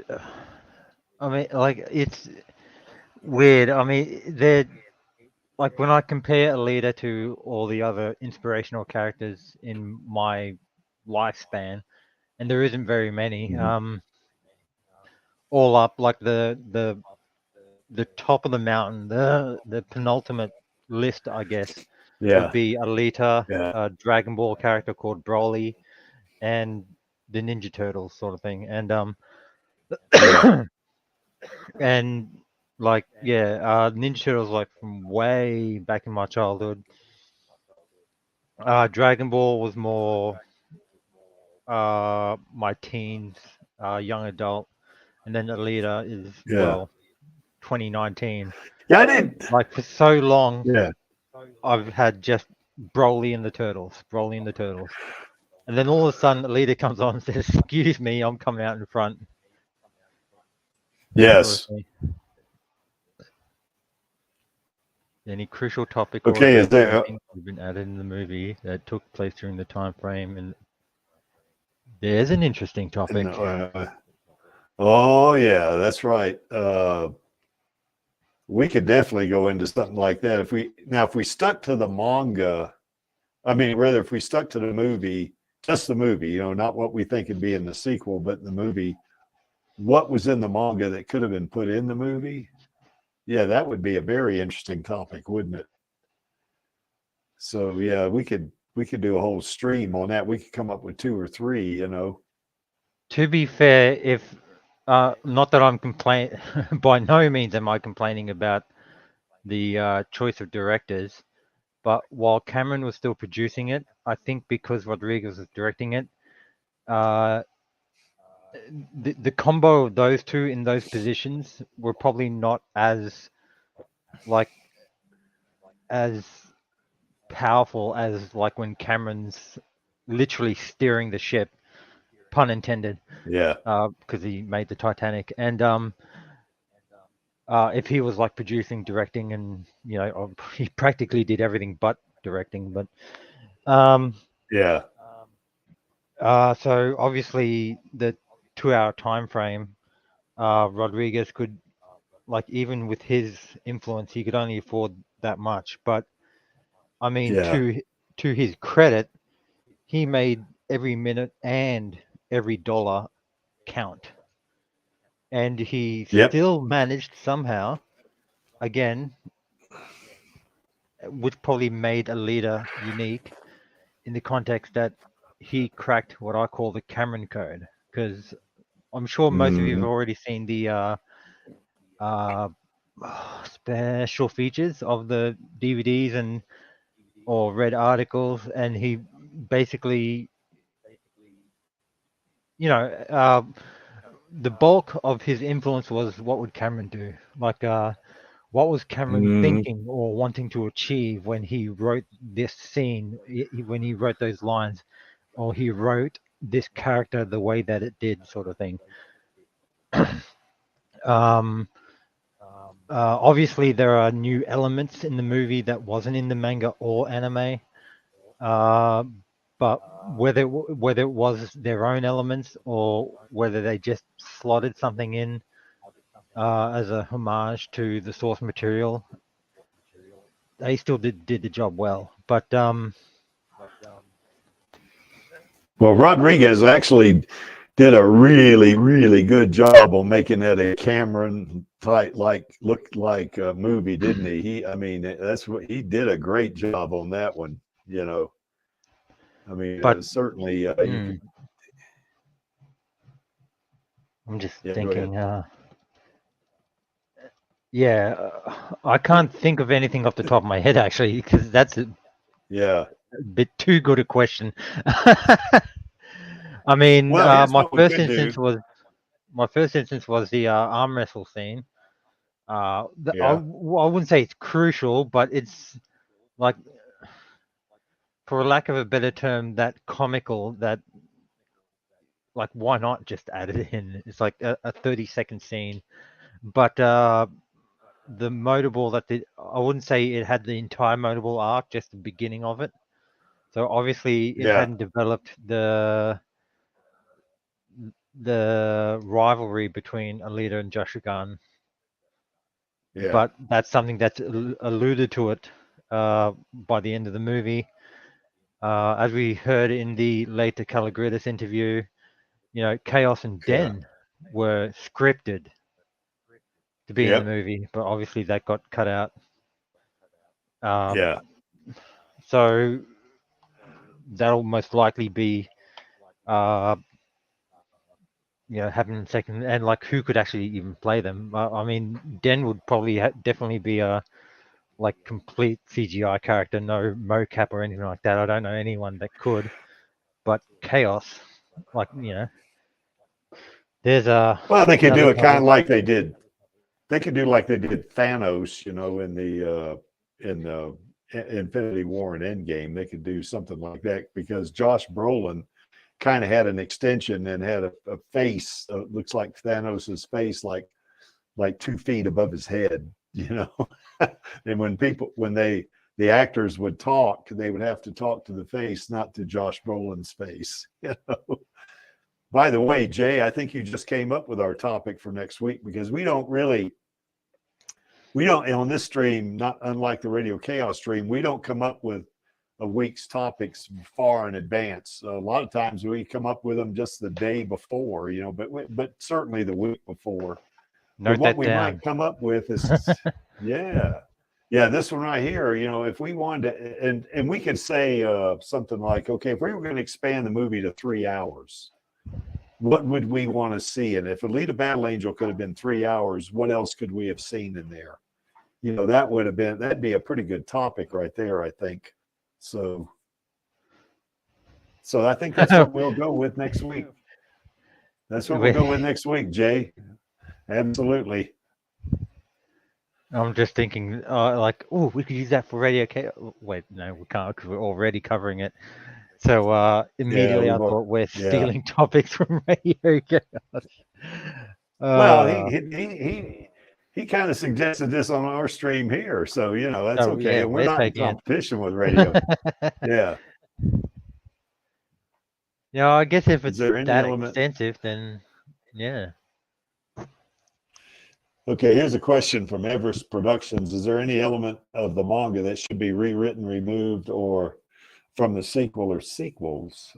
We could add that to next week, I guess, or, you know, use that as another topic. I know that a lot of stuff in Alita Battle Angel itself was rewritten, sort of. I mean, they did kind of they kind of diverted a little bit from the manga. They used a lot of anime, you know, influence in it, but they used a lot of manga influence also. But they did sort of not stick to the manga exactly. They stuck to the spirit of the manga, but that not the actual manga, because, for instance, Shirin is not in the manga. And I don't think Clive Lee is in the manga. And some of the other characters, the Motorball characters, are not in the manga, you know. And one of my biggest issues is the ending being a non-ending with epilogue being feeling tacked on. Yeah, that is something that, well, they shot the ending thinking that they were going to get a sequel. They were kind of setting it up for a sequel. And, you know, of course, they haven't gotten one yet. So I think that's what it is, because I do know that James Cameron had, like, what was it, 1,800 pages of notes, in which when Rodriguez got a hold of it, he kind of, you know, which had a lot of different stuff in it. But, you know, from that 1,800 pages of notes, I think it was 1,800 pages. I don't know for sure. But Rodriguez, you know, kind of trimmed that down to 200 pages, you know. But he didn't have everything from the notes in his 200 pages. But they did use the manga and the anime as their source material. And now, if they've got all that material, even they've written from their notes, and Rodriguez only had 200 pages, they still got a whole bunch of material in those notes that they could use. What is in that? I know it's online somewhere. I don't know where it is. I know Lee has read it, who was on here a while ago.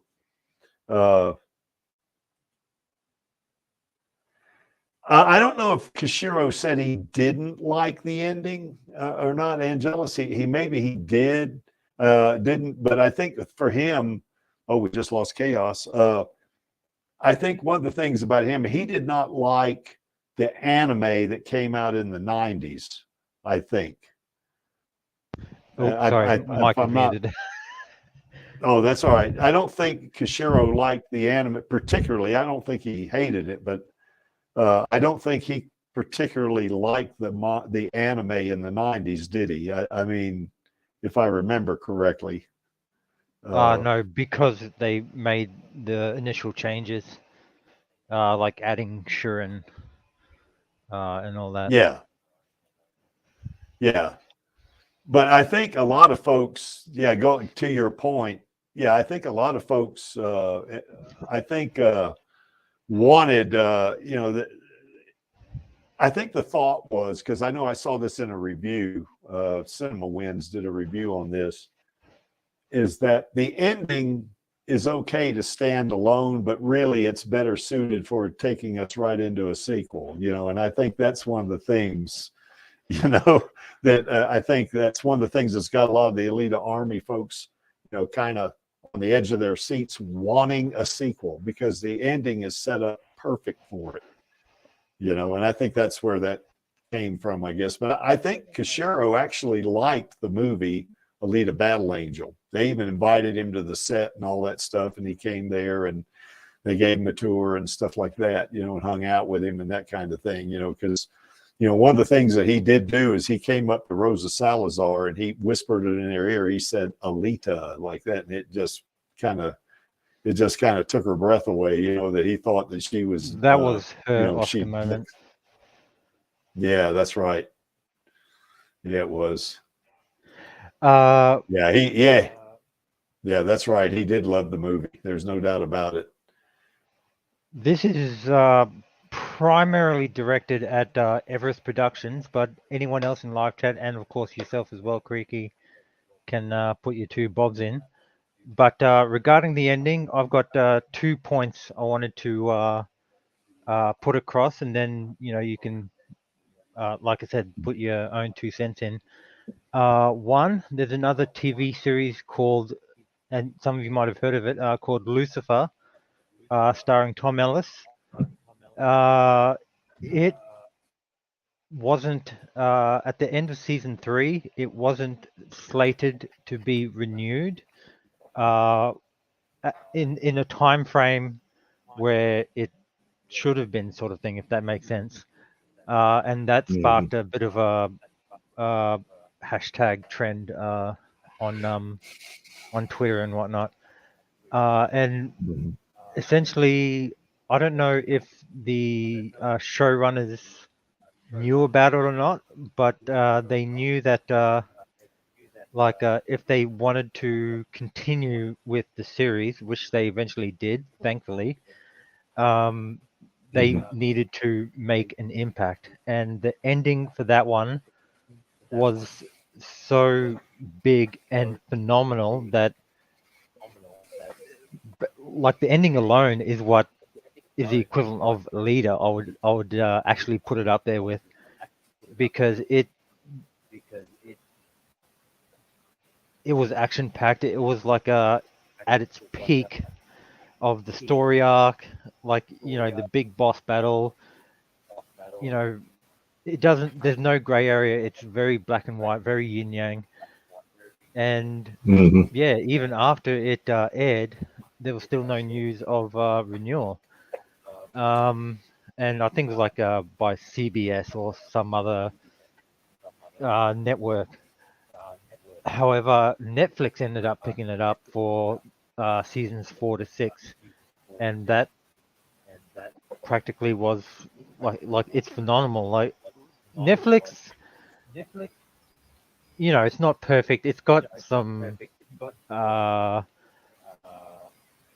marks on its record, but generally speaking, that's probably the best streaming service that I'm sub to anyway. Yes, I'd even put it above Disney Plus. Like, the only thing, the reason why I'm still on Disney Plus is because of Alita, actually. Really. I've never cancelled my Netflix account. So there's that one. So that's point number one. Point number two is a much older series. Again, some of you might or might not know it, but it was a spin-off from the TV series of Buffy, and it was also called Angel. Funnily enough. And that's where my name actually comes from, Angelus. Long story short, the main character in that one is a vampire. That like the lore behind that one is that vampires are more or less soulless creatures that just do evil on a whim. But he got cursed by having his soul back, so he basically has to live out eternity with all the feelings of regret and remorse. So like of all the lives he's killed, and in the 400-500 years that he's lived as a vampire, he's killed a lot of people. So you can imagine that one. And that went on for 5 seasons. Now, that also had a similar ending where at the end of season 5, like, it didn't have number 1 ratings, but it had, like, a solid, super solid top 10 ranking sort of ratings, if you will. I'd have to look it up to get into more details. And it had a really huge ending where, it was at the pinnacle of its story arc. It was like it wasn't a big boss fight per se, but it was like a really huge melee where, like, 2 opposing armies clashed. Only it was just one army and like 6 or 7 of our heroes, quote unquote. And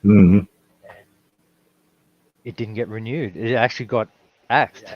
Like, it had strong ratings. It had we've all heard it before. It had Book of Boba Fett ratings, and that, like, on some episodes even matched up with Mandalorian.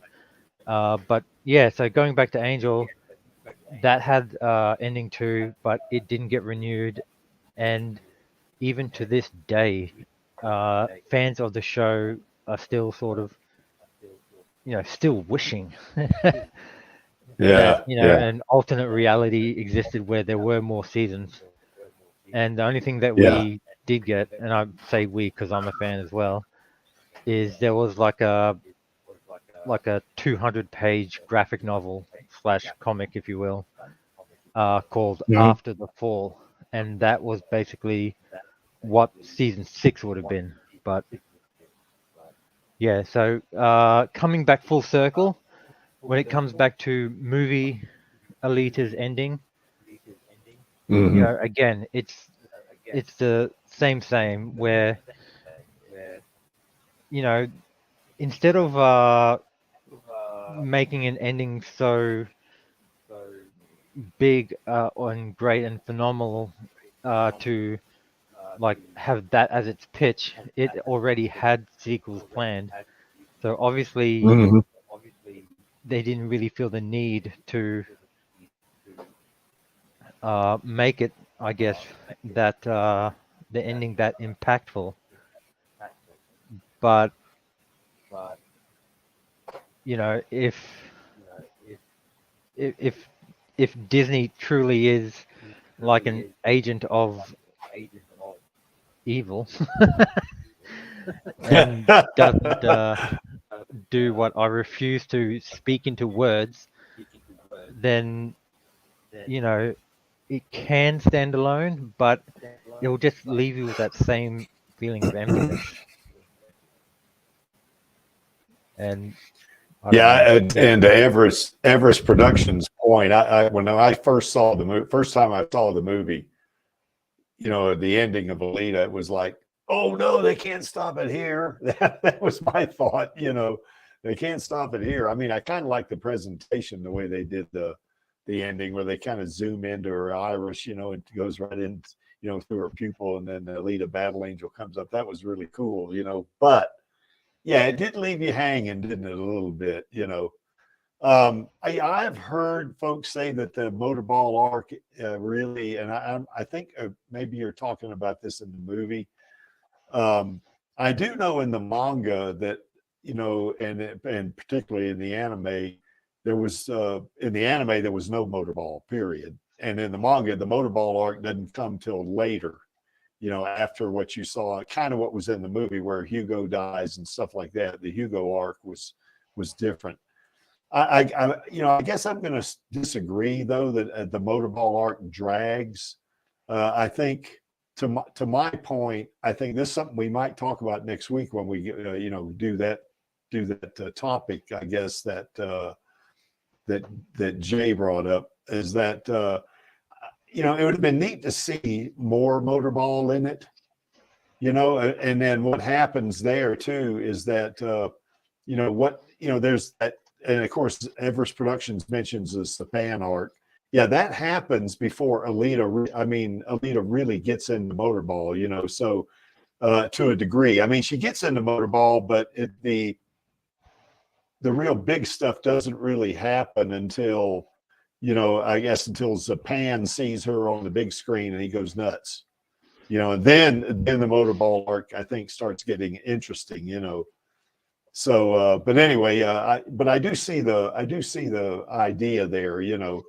What I would like to see in the sequel, we talked about this on previous streams, is that, you know, I want to see a 3-hour movie, and I also want to see, say, the motorball arc and then the Zapan arc in one movie, and make it, split it up into 2 1.5-hour segments. You know, now that might be a challenge because, you know, who knows what it takes to get a movie like this off the ground, you know. But to me, that'd be perfect, because we would get to see Alita playing motorball, and we get to see her fight Zapan in one movie. That to me would be perfect, you know. But, you know, that might be a reach, though, to your point, Everest Production. It sure might be. So. Oh, I see Finn's joined us from Switzerland. That's pretty cool. A lot of motorball in the first film. Yeah, she does. I would call that in the movie, I'd call that murder ball, because, you know, she goes into it thinking it's a tryout.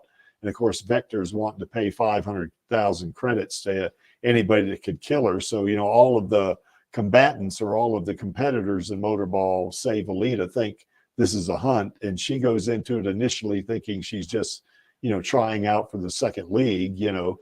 And then, of course, Ito calls her up and says, you got to get out of there. They're going to kill you. You know, and she says, which ones? And he says, all of them, you know, and then, of course, and then it's all from there, you know.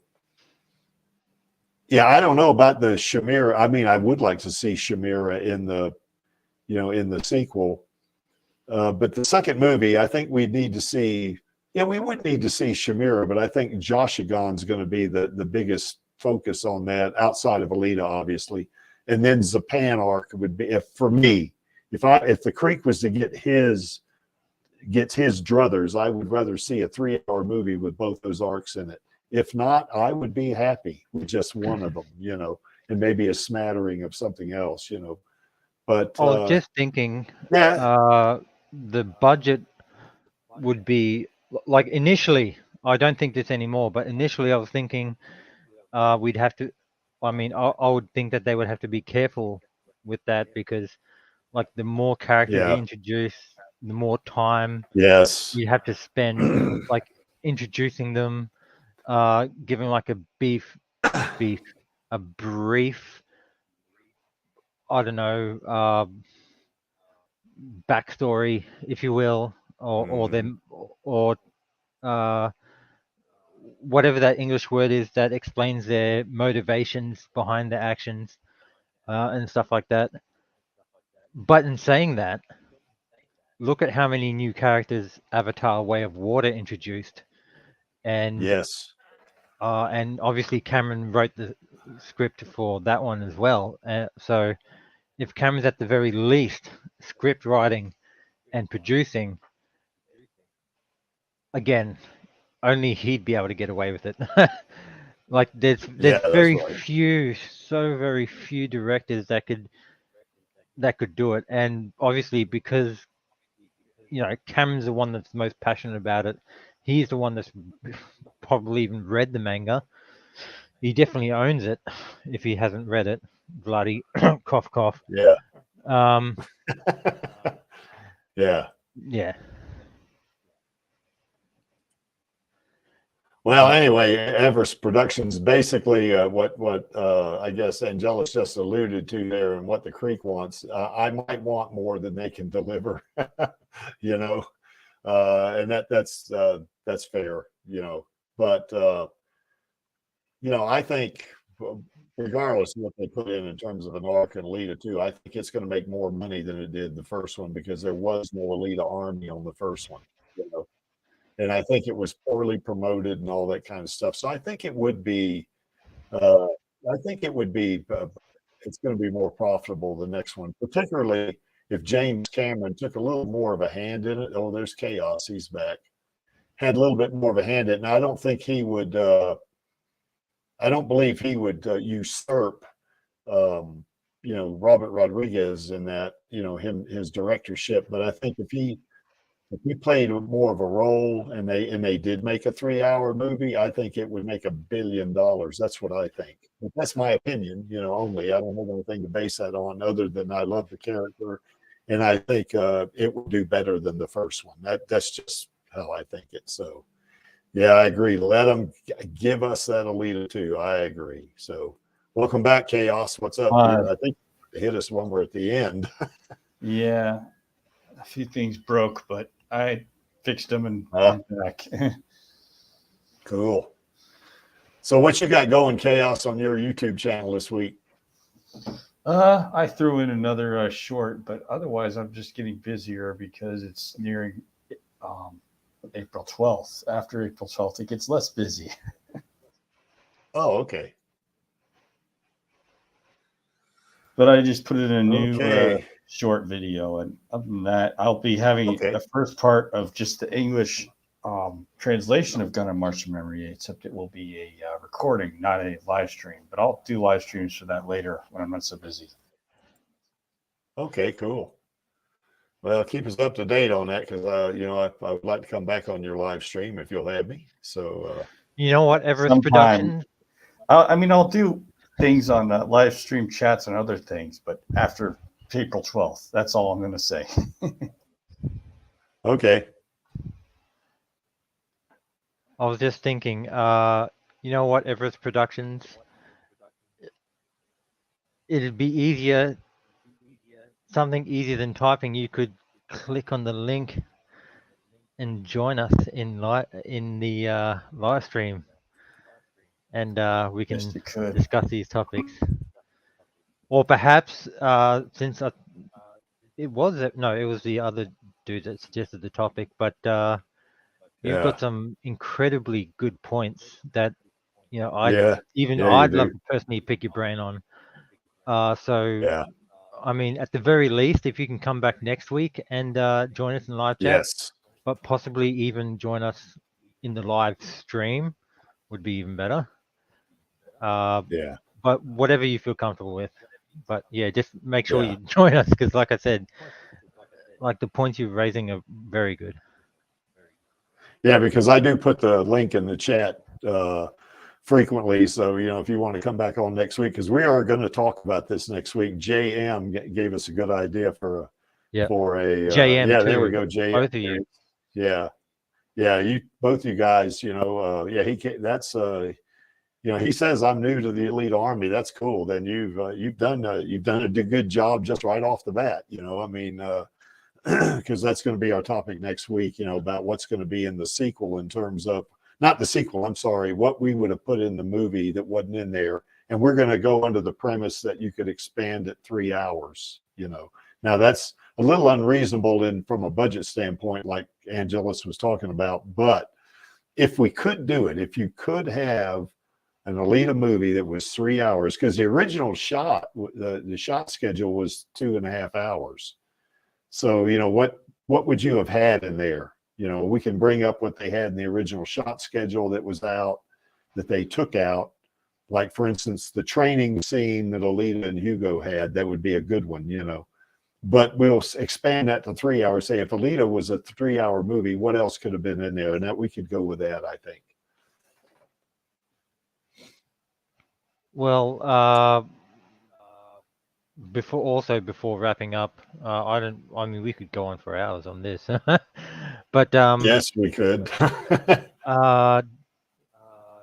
like without bursting anyone's bubble, metaphorically speaking, let's not forget that adding another hour to the runtime also adds another hour's worth of budget as well. So we're talking VFX production. We're talking actors time. It would have probably been another $80 million about, it'd have been right at $250 million, if they'd added another hour. Equipment use, cast and crew. Yeah, that's right. So, but in saying that, and considering the odds that were stacked against it, and as I always say, and I will keep on saying, 404 million, 2.34 times its budget against what it had to fight against. That was just bloody. I'll stop talking to start beating them senseless with a stick that has Alita sequel on it. We just had Lord Crit join us, who I assume is Everest Productions, because it looks like they got the same PFP. Hey, how's it going? What's up? Oh, not a whole lot, man. We're still going on with Alita, I guess. So how you doing? Where are you from? I'm from USA.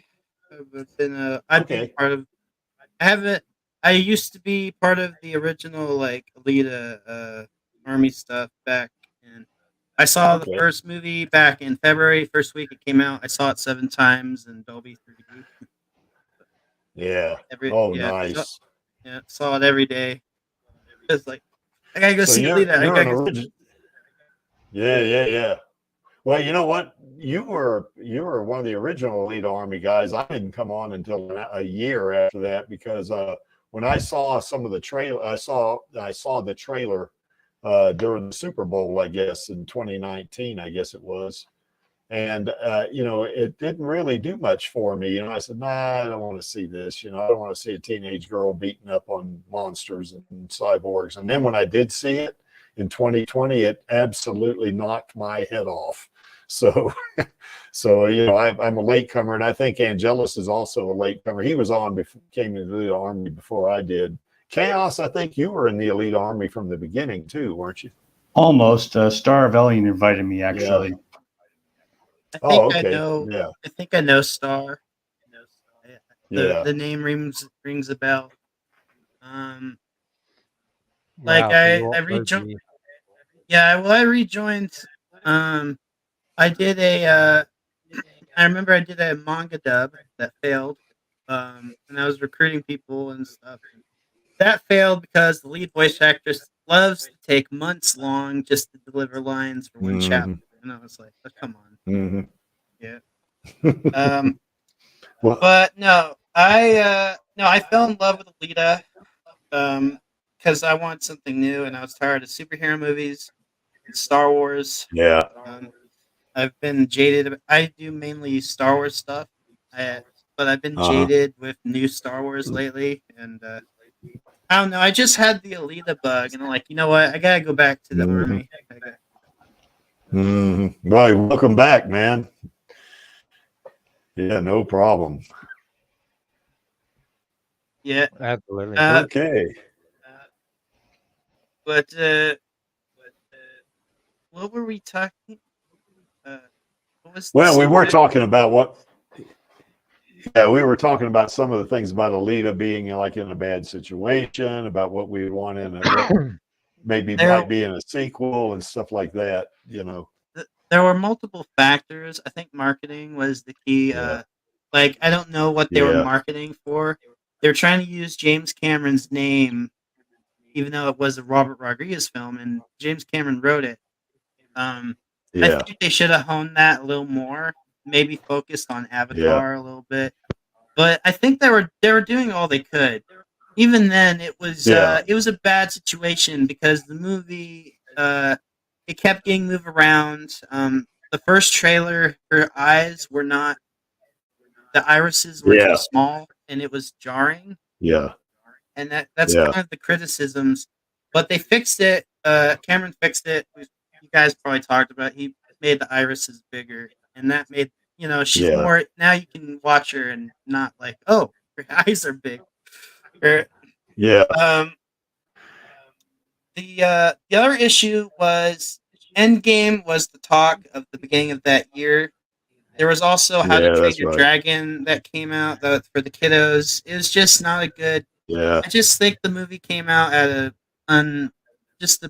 badly marketed and but still I'm glad it found its base and people were like surprised by it.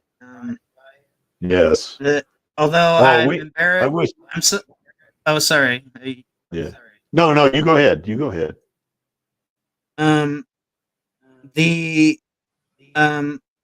Like I left after the 4K Blu-ray came out. I bought that day one, of course. And, I don't know. I just, as much as I liked the Alita, like I felt kind of like sad because there was no talk of a sequel, and I was tired of hearing about Endgame, even though I liked Endgame.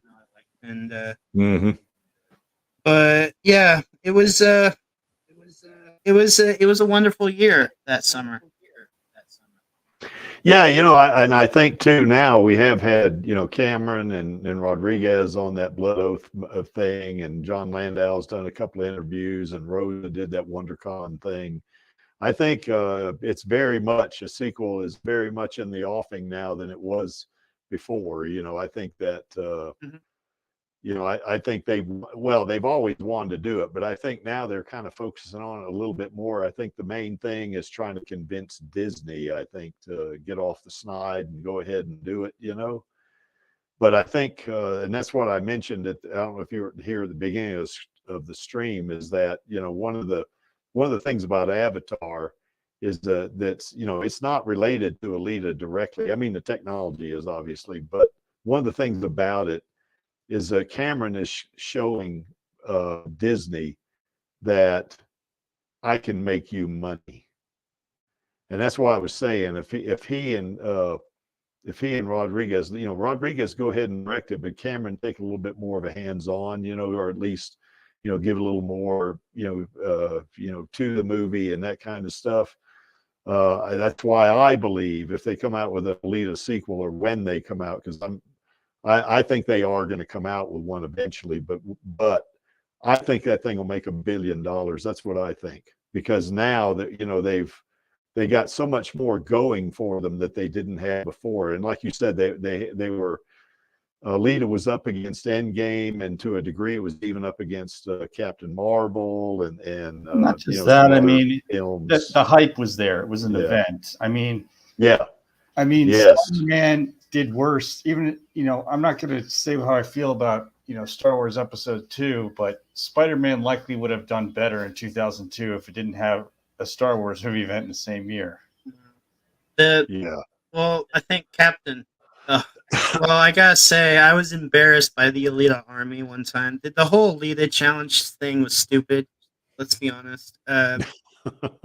Captain Marvel, that was before my time. Yes, and as much as I like Alita, you're not going to go against a movie that's basically an advertisement for Avengers Endgame, and that was Captain Marvel. Yeah. And I hated Captain Marvel because it was so boring. But I'm like, it's going to make a lot of money because it's before the biggest movie of the decade. Yeah, that's right. It's a natural segue right into it, wasn't it? So yeah, I get it. Yeah. Not to mention, but you know what? I wish I had $1 for every time I saw on Twitter somebody had come out and say, why didn't somebody tell me that Alita was as good as it was? I mean, and Angelus and Chaos will also attest to this. How many tweets have we seen where people have said that? I mean, just bunches and bunches of them, where people were like me when they first saw the trailer saying, nah, I don't really want to watch this, that kind of stuff. And then they do finally watch it. It was like, holy crap, this is a good movie, And we've seen a lot of that kind of reaction to Alita, and I think it's a shame to a degree that Disney is now rebooting and redoing and some of these other movies like Pinocchio and Dumbo and all those, which are great little stories, but they are falling flat on their face, And they got this great IP with Alita Battle Angel, and they're not taking advantage of it. I mean, so anyway, that's the Creek's 2 cents anyway. Well, I'm just it's a wonderful early 90s, 80s movie story that should be adapted. Kind of sad that Kishiro never signed off on an anime. I know there was changes in that OVA, but it's like I read it and it gives me nostalgia. Like, oh man, this reminds me of. I wasn't born in that timeline, but I just feel it when I'm reading it. The Alita, I think Alita would be successful, the sequel, if it came out. Iger's trying to get original IP. Everyone's salty about Chapek, who was Money Pincher. If John Landau hones it in with the whole Avatar, maybe we'll get it. I don't know. But they've been talking about it. I think we will, because I know Cameron and Rodriguez want to do it. There's no doubt about it. They do want to do it, But, I just think that it's kind of like, when when Shawshank Redemption came out, that thing it just absolutely flopped in the box office, and now it's one of the top 50 of movies ever made, I think that's kind of what that's the situation Alita's in. I think the movie is so good, and they got so much to work with in terms of source material and stuff like that, that I'm a little biased, but I just think there's no way it can miss. That's just my opinion, So anyway, for what it's worth. Okay, guys. Well, I guess we've been going on for 2.5 hours, and I guess it's about time to start wrapping things up, I guess. By the way, Lord Crit, you're welcome to come back next week. We would love to get your 2 cents on what we might have seen in the first, or if we could see additional, scenes or stuff like that in Alita. And we'll say, hey, if this was a 3-hour movie, what would you want to see in it? What else could they have added? I think Jay gave us a good idea. So if you want to come back and yeah. Oh yeah. I did also but before next week we'll talk about it. But there's some things I think they could remove from the manga, or I was talking about it in the chat, but there's some things they don't need to go deep into, but it's an adaptation, so it's all abbreviated. But well, yeah. Well, Lord Crit, I think probably this is your first time seeing mine and Angelus's stream here, but as most people in the chat know, the Creek wants at least 6 movies. So I would definitely want to see a trilogy, because I know I know that Cameron had set up Alita Battle Angel, Alita Fallen Angel, and Alita Avenging Angel. That's kind of what he said early on, and you probably remember this since we're an original Alita Army member. That's what he wanted to do, and then of course it didn't happen, So, but I think they got so much material they can work with. Even like you suggest, if they cut stuff out, they've got more than enough material to make 6 movies, especially if they go into the last order. They could do it. So anyway, that's just my thoughts. So okay, guys. Anyway, thanks for joining us, Lord Crit. We do appreciate it. It's great to see an original Alita Army guy come on here that's come back to the fold. We welcome you back with open arms. Chaos, good to have you back on, man. Let me know when your next live stream is. I'd like to participate. And of course, Angelus, and I, we do this stream every Friday. So, okay, guys, I guess, did we miss anything? I don't think we did. We came up with some additional stuff. Give us a sequel. That's what we missed. Yes, we want that damn sequel. Yeah, we do, Disney. You hear that, Disney? We want a sequel. And as you can see from that center image right there, Alita does love her Uncle Creek. And if you don't like it, you're going to have to contend with that plasma weapon she's got on her left hand there. So anyway, and that's just kind of a little bit of a joke there. This is our queen right here, Rosa. Man, she did a great job on Alita. There's no doubt about it.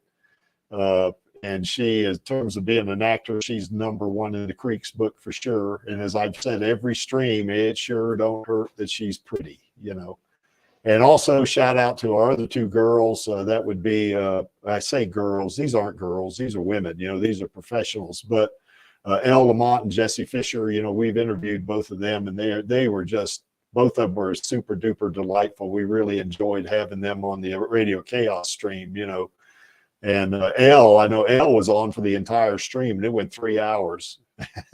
And she said, I remember Maxie saying at the beginning of the stream, how long have you got? Can you stay with us? And she said, well, as long as you guys want to hang out with me. And Angelus, of course, said, oh, better be careful, because we would have had her on there 8 hours if we could have. But anyway, she was great. Jessie was delightful as well, So yeah, she was super. Both of them were super. So anyway, that we were certainly fortunate to have all 3 of these in the movie, and we do want to see Screwhead come back into the sequel, as part of that motorball arc, if they do the motorball arc in the second movie. And not Chaos, Angelus, you want to talk about this? You're going to be the host tomorrow, right? I'll definitely be there. God, if I put myself down for hosting. Uh-oh. I thought you signed up for hosting this in the show notes. Oh, I have? Then probably, yeah. I probably have. Oh, okay. Yeah. But so what's the premise behind this about Alita showing up in the teenage? Just as a I'd have to give like a bit of a teaser trailer sort of sneak peek, but based on the Venusians of the Zot tournament, could mutants like the Teenage Mutant Ninja Turtles be around and active in the time of Alita Battle Angel or in the story world of Alita? So, Which turtles? Okay. Like the original comics or the Rogan whatever? I'd probably go original comics. Yeah, I would too. Yeah. I got something for you, Creek. Okay. You mess with Uncle Creek. You mess with me. I do not stand by in the presence of evil. I love that. That's great. Yeah, I love that. Yeah, you probably don't know this, Lord Crit, but you know, it's gone around the Elite Army mostly because the Creek started this rumor. But Alita is my niece, so anyway. Anyway, we've had some fun with that one. So yeah, that was cool, Lord Crit. We do appreciate it. So okay, so I guess that's pretty much it. I guess the last thing to do is to wrap it up. And of course, why is this image here? Well, that image is there because I like it and the Creek is running the stream. And to paraphrase Gruishka, I'm only here for our girl and the Alita Army. And of course, all of us in the Alita Army are only here for our girl.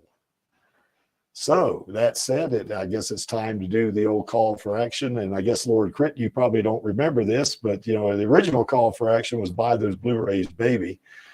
We changed that to film those sequels, baby, because that's what we want, is we want that sequel.